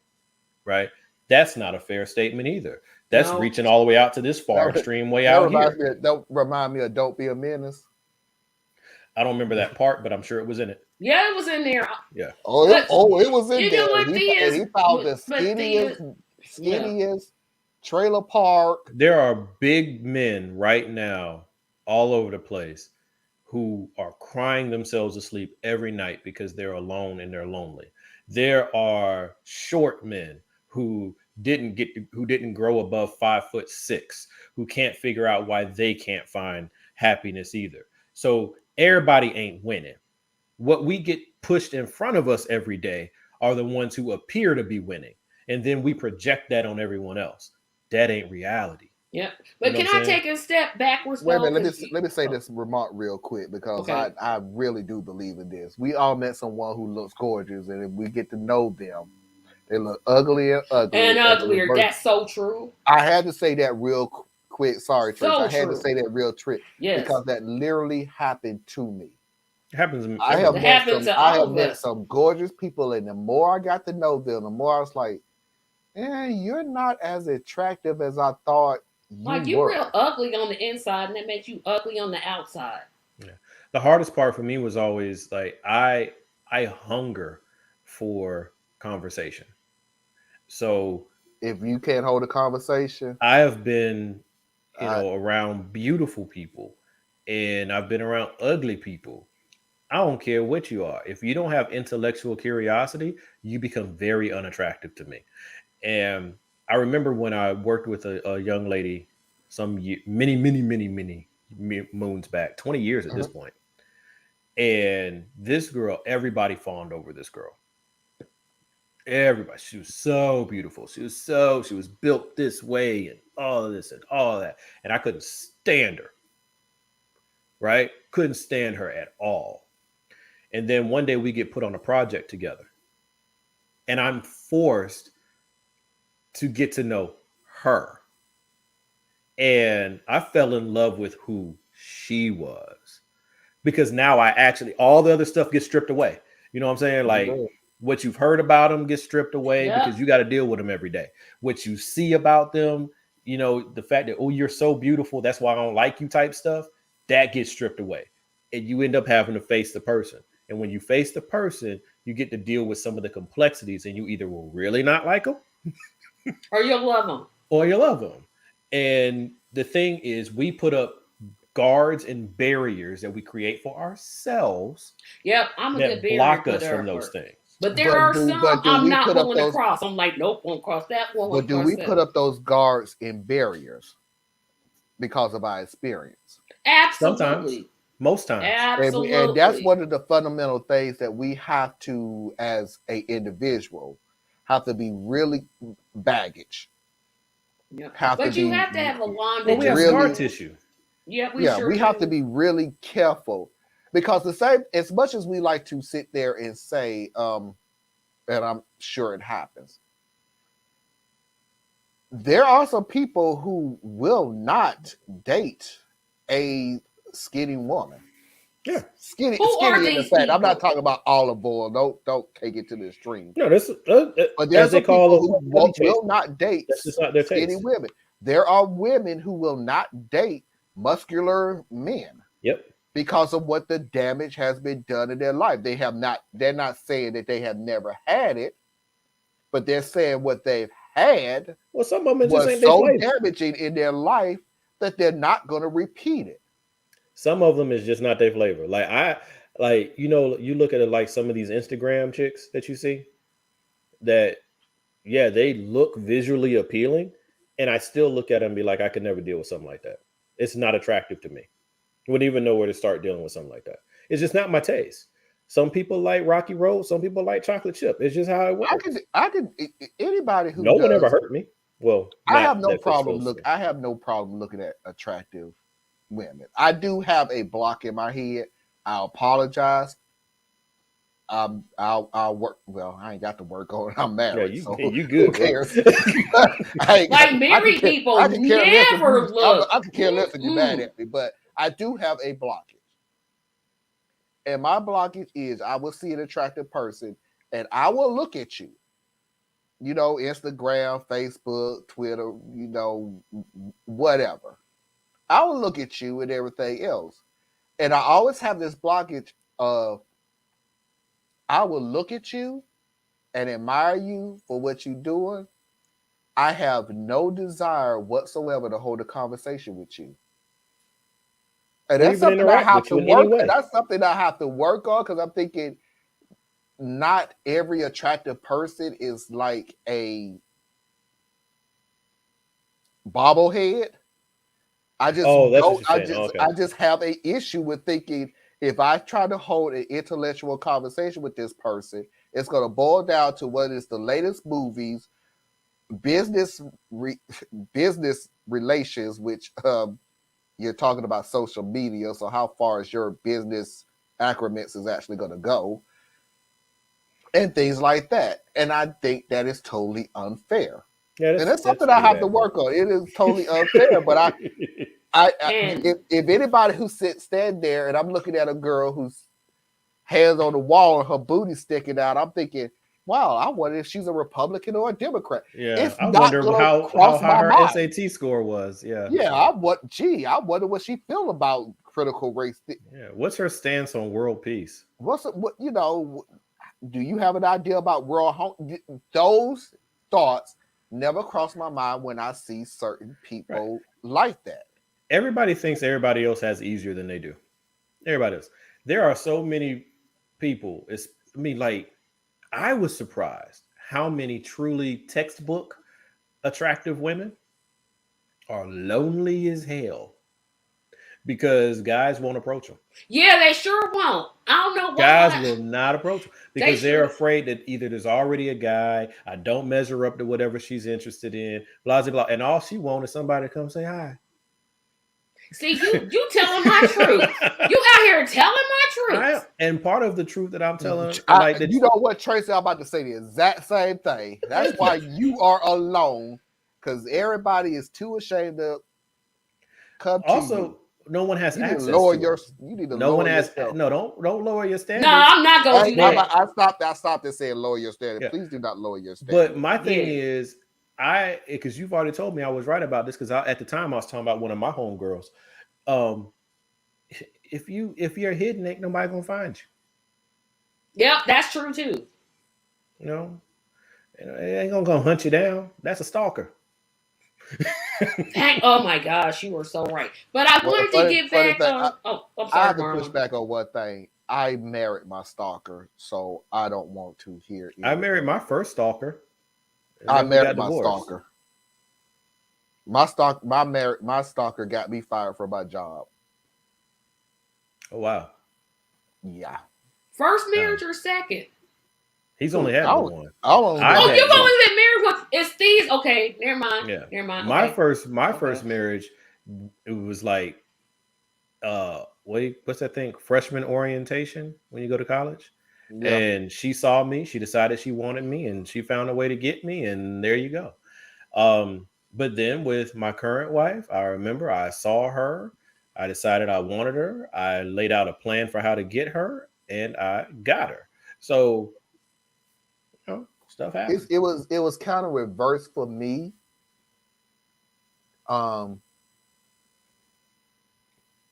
She didn't want me at first. Foxy, if anybody is asking, I am married to Foxy. She didn't want me at first. We started off as friends. And when she saw me talking to someone who had 42 triple D's, 42. Now all of a sudden, she decided that I wasn't as bad as she thought. 42. Well, sometimes you got to insert a little. Sometimes you got to insert a little bit of competition. I'm not Tracy. I'm not exaggerating. Those things. 42. Those things were. See, I would never. I would never date her.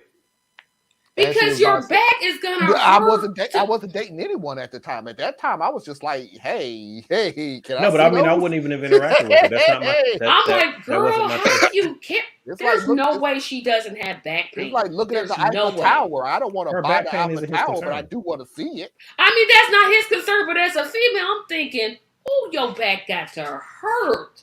Yeah, but I mean, that's just it. I mean, hey, whatever. I don't care. I know y'all don't care, but I'm like, wait a minute. But see, me, is the funniest thing. I mean, not to go all into all those different things, but I've always liked more of like a slim package. But the two women that I've married are, I mean, of course, they're slimish, but they're traditionally black women. Like they're, they got they shape right. You know what I'm saying? They shape right. But but the women that I dated coming up, they were those little, like the petite New York look type of thing, right? Or they were Latina or something like that. But you don't know what you need until you come across it. I'm still trying to get on Andy. Y'all just gonna keep on talking about y'all spouses. Talking about Black Andy? No, I'm done. I'll say this real quick. I'll let this say this real quick, and Tracy, you can have the next one because we really need to get off. We're going. Yeah, it is literally. It's already Sunday, though. It's already Sunday. I know, and I'm not going into Monday. Please, you have to have for me personally, you have to have one of the two things. You either have to have breasts or you have to have a booty. Now, granted, I don't want somebody that's, and I apologize, I don't want somebody who's overly. I get that. If you overly, you're going to have breast and booty. But you have to have one or the other. Most of y'all want women with both. I do. I'm not a breast man, so I'm more of a booty man love than a breast man. I would that's say not true. Because, like I said, I'm not a breast man. I'm more of a booty man than a breast man. But at the same time, I've seen when I say I'm more of a booty man than a breast man, and I do see what the breast part has completely gone, and I'm just like, yeah, but now really, we're what I actually meant, dangerously sliding into objectifying women again. But yeah, you don't want Tracy to start talking to us about how long the stick needs to be. So I would never do that. I would not do that. I have more respect for men you to have do more something. respect for who? I will never venture into that type of conversation. But I'm just saying that is effectively the equivalent of what's happening. It's the equivalent. I understand. No, hell no, Tracy. I am not gonna sit here and say, well, Here I'm going to talk to these two men who I consider my brothers. Though this is what I want. I want this. No, I won't. He's good looking. Because you might have found a missing link about that sloppy dude with 8 kids. He's not overly good looking. He's good looking. He's good looking. Mm-hmm. Got a nice job. Got his own car. You ain't got to drive him around. He got money. You ain't got to pay for his meals. He ain't rich or anything. He got a job. He got a job. He got a job. The moment comes. Yes, the moment comes. He walks in there. Yes. First of all, okay, so I'm gonna go with. Oh boy, I don't even know. Why, Marlon? Why? You remember last week when you said you really like to embarrass your brothers? My brother only have, well, technically I have one biological. Why, Marlon? Why? Welcome to your other two brothers. Why? I am the one who likes to do the embarrassing. Because something, to be honest, that really doesn't matter to me. Because I realize the finger that you were displaying and what you were talking about comes in various shapes and sizes. So I'm not stupid enough. I'm at the literal pinky. I know that I'm trying to answer your question with some sense of decorum. Because again, I got to go to church in a few hours. But he wore a itsy bitsy teeny weeny. You know what?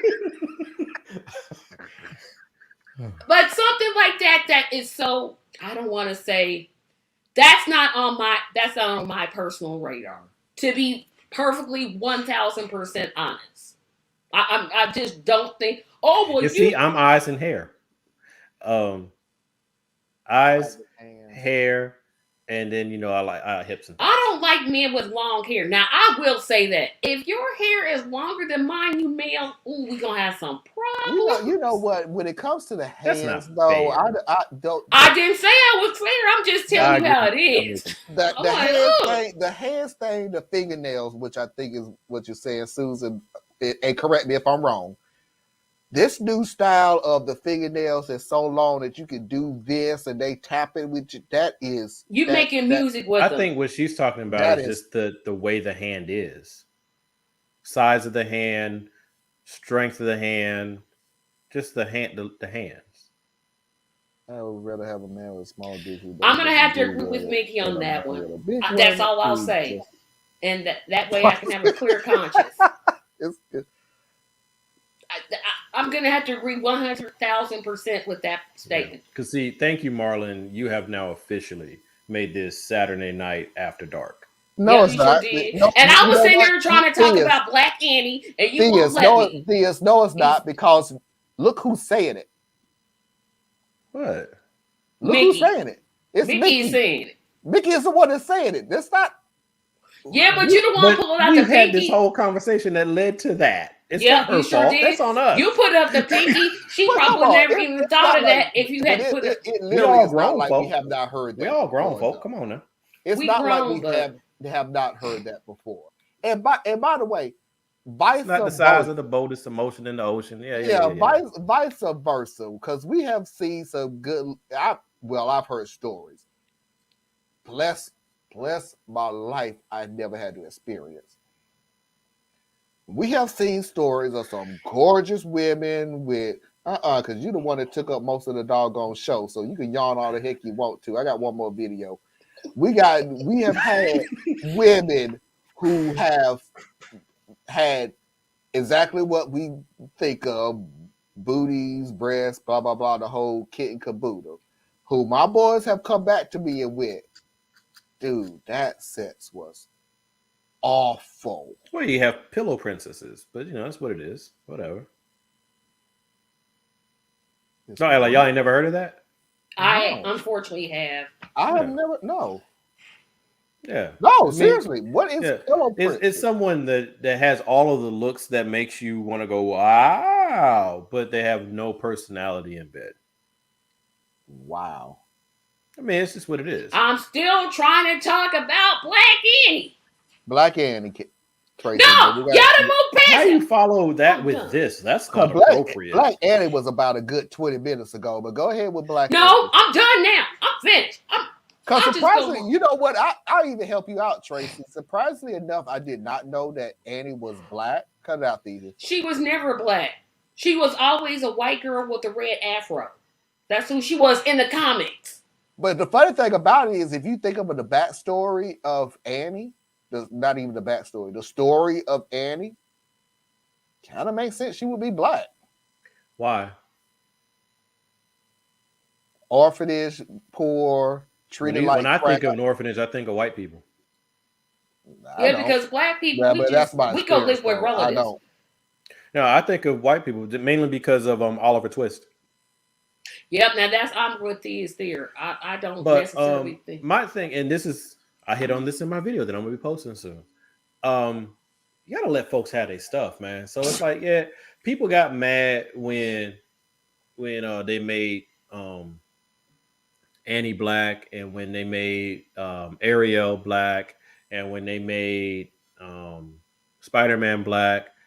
And on the one hand, yeah, I like seeing bigots cry. But on the other hand, I'm like, let folks have their stuff. You know what I'm saying? Like, make something else. I would agree with you. I would agree, but then with disagree. The original character. Yeah, because and I have said that when they made Spider-Man is now black. No, you read that and assumed that the original Spider-Man was black. That ain't what happened. Multi-universe. This is a new Spider-Man. It's a different Spider-Man timeline. In their world died. This dude became Spider-Man. But there's not an alternate timeline for Annie. Superman is bisexual. Yeah, there's Superman is not bisexual. Superman's son is bisexual. You just read Superman. But those are the biggest crying, and that's why I said it's cool. I like when they cry because it points out the stupidity of the whole thing. Because you're literally getting upset about a make-believe character. Yeah. Like white people go ahead. No, I'm sorry. And it also doesn't escape me that one of the reasons why there is that side that pushes to recast things in other cultures. Unfortunately, they only do black right now because they're actually going for the buzz of it. Yeah, but exactly. It's because they're trying to uncenter whiteness, which I'm a firm advocate of. Because white is normalized across so many spectrums because we were barred from seeing anyone that looked like us. And there's a lot of power to seeing someone that resembles you playing a heroic role or an important role. There's power to that. I am not taking away from that. But what I'm also saying is sometimes you got to let folks have their space. And I'm like, reject Spider-Man. Reject Superman, or just take it for what it is. White Spider-Man, all right, cool. It ain't never bothered me none. Why? My question then comes: why don't we have more black superheroes? Because I understand why we didn't have them, but I don't understand why we don't have them. Why we don't have them? Well, that's where we have independent comic books that but they don't get the attention that they need or deserve. But that was my larger point. It was the same. Because this isn't the first time a black actor was cast to play Annie. If you remember that horrible Jamie Foxx movie. That's actually what I was thinking of. But... they were both terrible. It's a live play that's coming out. This one was the one live. That's on, NBC. Peacock right now, I guess. Yeah, NBC did a whole thing where the little girl was black. Yeah. And Miss Hannigan, she was black. She's played by Taraji Henson, who better not ever sing no more on life. I don't want to ever hear her sing no more ever again. But that's not my point. My point is, think about the fury. But here's my example. People were like, oh, well, can't the Black Panther be played by somebody white? Technically, yes. And here's what I'll say to a white person that wants to bring me that argument. Can't Superman be played by a black person?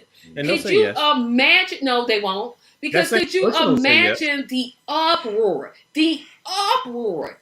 If you said, oh, we're going to cast Superman, he's going to be black. There's no way that Fox doesn't do a story. There's no way you just... It happened already. There is a black Superman. There's a black Superman. But my thing is, like, Where That's at? fine. Instead of alternate in the comic universe? in the comic books. No, I'm But talking about that- the traditional Superman No, I movie. feel you. Will I never feel happen you. in a million But the years. point I'm making is that's fine. You know, because I keep coming back to, yo, why is it that it's always black and white? Yep, It's Latino. because Black and that's what yeah. that's what generates the buzz. That's what generates the controversy. Why aren't we talking about a Filipino Spider-Man? Why aren't we talking about a Brazilian Superman? Exactly. Right? So my thing, and this is where critical race theory starts to drip into things, but uncentering the white-black dynamic in all things. See, America has a white-black issue. Yep, we sure do. The world does too, but we live in America. But if you want to truly start to undermine how race is used to manipulate all of us, you need to start inserting other cultures so that it's not always, we're going to make your favorite white character black. Ooh, we know that scares you. No, I'm going to make your favorite white character Indigenous American. I'm going to make your favorite black character Eskimo. That's what I want to see happen. I would love to agree with you if it was for the simple fact that we grew up in a society where the Kung Fu movies was portrayed by a white man. I agree. And you couldn't explain to me in a million years, Sun Tzu. Let's not forget about blackface. I already know. Yeah. It's kind of what Steven Spielberg is doing with his reinterpretation of the West Side Story. Because if you watch the West Side Story, the original musical, Natalie Wood was not of the Latinx. No. They got her because they went and got the lightest Puerto Ricans they could possibly find. Yeah. Exactly. Yeah, and that's what I mean. I do not that want. Was racist. But now Steven Spielberg is like, no, I'm going to cast real Latinx people. And we're going to put them in these real roles. Yeah. And now we're forced to look at it differently. I don't want No, which is great. I don't want to get to the point in society where you can get away with blackface, 3 roles of white people playing black real life people and everything else. Now we're in the 21st century and everybody up in arms talking about why you changing race. You wasn't concerned about that then. Please do not be concerned about that now, especially if we're talking about a fictional character where you're allowed to actually do that. Do whatever. Yeah. Yeah, because my pushback though is this: do we want? And I'm okay with whatever it is that the answer is, right? But do we want to get back at someone, or do we want to eliminate the problem? Those are two different things. I think it's unfortunately a combination of both. And I'll tell you why. Because if you looked at, like, if somebody was foolish enough to get a white actor to play Dr. King, first of all, I'm going to go find the studio and be like, no, y'all did not. Because that's a real person who was African American. Yeah, they tried that already. I know. But I think it's both. Because if you look back at the Chitlin cycle plays and the type of plays that, especially black people, because indigenous people don't get any roles in plays, period, which is an atrocity. Asians get very few roles. Right there. What Mickey just said right there. Yeah, I agree with that. Yes, exactly. But unfortunately, Mickey, in our history, that Cleopatra, a real person, was literally played by Elizabeth Taylor. When was that movie made? 1960. Well, I'll give you a more modern example though. Scarlett Johansson played an Asian. Now you know good well Scarlett Johansson is not Asian. Yeah, and Tom Cruise played the first white samurai or some mess. But my point though still comes back to, and you answered it, Tracy. You answered it because you were saying both. I think it's both. We want to get revenge and say, okay, this is what y'all did to us, so we're going to get y'all. Not to say that I'm saying it's right. But that doesn't work. Because one blocks out the other. No, I agree with you. I'm not saying I'm a firm fan of vengeance. I don't on agree with that vengeance. at all. The fact that these people are getting upset about it proves my point. I'm not. Yeah, they No. racist. They need If to you're getting stop. upset about it, I'm going to just look at you and go, It's just again, like Elizabeth Taylor, a white woman, played Cleopatra. What are you so pissed off about? Robert Downey Jr. He did blackface, and his career suffered nothing. We on the verge of revenge, and if you're pissed off about it, I don't want to hear your mouth. I've said this a long time ago. I don't care about you getting upset when the roles are reversed. Or look at the flack that Will Smith got when he played in that horrible movie, The Wild Wild West. I love that movie. That movie was terrible. It had Salma Hayek in it. It was only bad. The only reason that movie was bad because he was off a string of freaking good movies. But that was the worst of his worst, though. I watched that movie. I watched it from beginning to end. I enjoyed it. Wasn't even good because I watched the original show. So I'm like, well, it's a fictional character. Yeah. Because sometimes changing up things. Yep, I know that, Susan. But what I'm saying is, like, The Wiz is the perfect example of this. You could literally take The Wizard of Oz and say, I want to. That was a terrible movie. First of all, y'all don't know what y'all talk about. That was First of all, that's one of the greatest movies of all time. That was all time. The Wizard of Oz is the good greatest music, wonderful artists who came from our pantheon of great. But let me. It was great music. The acting sucked. No, I mean the actors were people who come. They were our singers. They were our great performers. I loved them for that. The movie itself was. The Wizard of Oz. I'm not talking about the Wiz, but you could take. Listen to my whole point. You could take the Wizard of Oz and do it with an all indigenous cast. You could do it with a Latina cast. You could do it with an Asian cast. They already did it with a black cast because we call it the Wiz. You could take that movie and pretty much make it what you want. There are some movies, however, that probably wouldn't work in that vein. And I give the example of The Sound of Music. I don't think that movie works with an entire black cast. I can't see. It wouldn't make sense because it's a period piece. It's a period, exactly. It's a period piece. So I get what you're saying is, just let them have what they have. Problem is, sometimes y'all was having too much and y'all just kind of squashed our ideas and then you stole them. And that's where I got some. I get you with that too. And that's why I have a firm case for reparations. I think there are debts that are out there that you need to quantify and address. But what I also am saying is if what I want is for my children not to fight the same battles that I fight, or my grandchildren to not have to fight the same battles that their grandparents fought, then what are the efforts that someone like me and our age group and our living demographic have to move towards? And if that's all about, well, you made a movie that did blackface in 1945, then you need to be okay with me making one that's whiteface in 2023. Then that means we got about 40 years or 50 years or 60 years of get back that we want to run through white-owned companies because we still aren't getting at the root of the problem. Yeah, the root is you're still not getting into the fact that the people writing your lines don't look like you. The people who are writing your movies don't come from your culture. You still we don't distribute anything. Yeah, we don't distribute anything. We don't own anything. We don't write anything. And you have to look at why. So it's like we got to figure out what we're fighting. And for me, and I mean, I'm not saying any of y'all's positions are wrong. Mine is just different. I'm just saying that that's not the hill for me to fight on.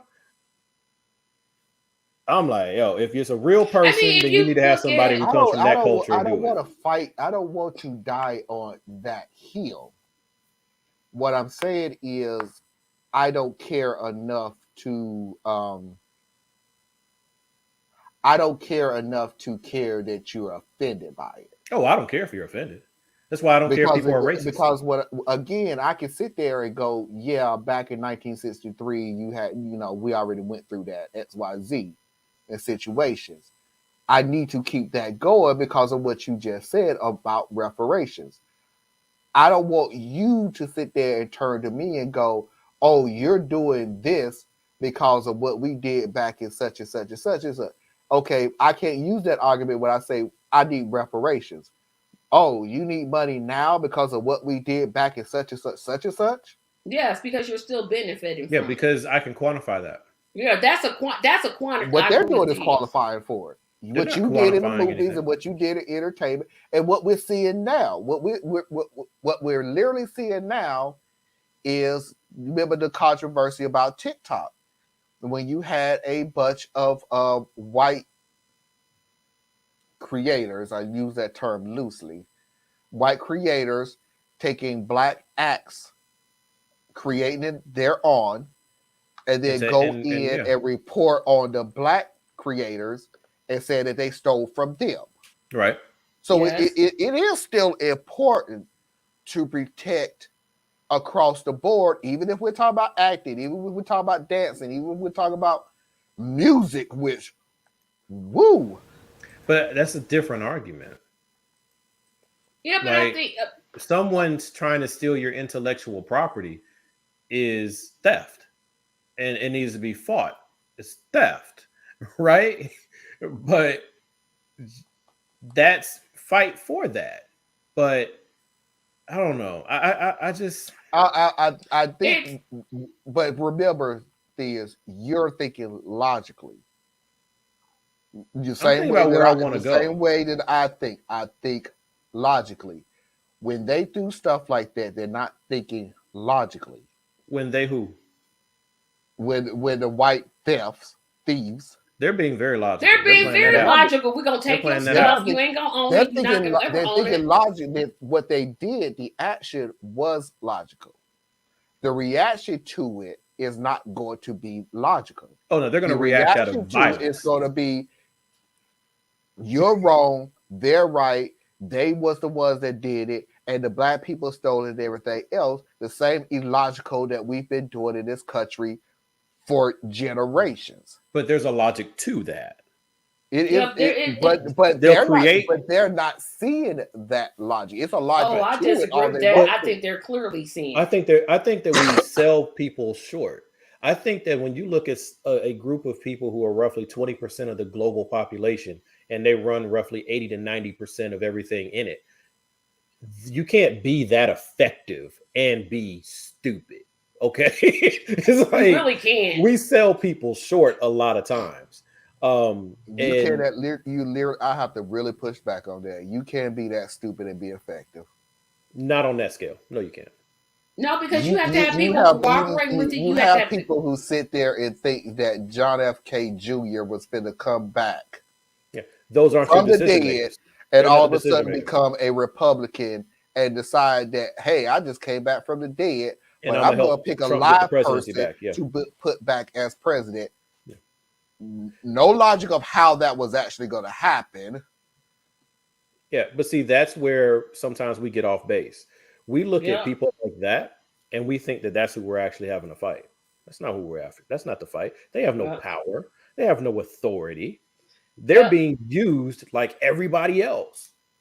Yeah, and on a you know what I'm saying? It's like we're fighting different things. I'm sorry. Only point I want to make is on a future podcast, we got to talk about the old school Chitlin place versus the black gospel place, because there's dynamics. I'm like, ooh, that's it. Yep. I think that'd be a good discussion to have. Not now because it's almost Monday, but I'm just saying sometime in the future. As a matter of fact, I'm not going to play this last video because it's late. Yeah, I got to get up and drive. I got to get up, period, eventually. So, without any interruptions. Okay. Ladies and gentlemen, boys and girls, children of all ages, non-conforming individuals, that is our show for tonight. I appreciate Theus Robinson coming on. I appreciate Tracy Carson for coming on. Theus, where can they find you? ComplexSimpleMan.com. Tracy? Until YouTube decides to restore my channel, it's going to be Facebook.com/Tracy Media. LLC. Guys, please do not forget to hit that like button on the way out, even though I asked you politely not to wait till the last second to hit that like button. Please do not forget to hit that like button on the way out. Please do not forget to like, share, and subscribe. Until next time, I'll see you when I see you. Peace. Oops. Good night.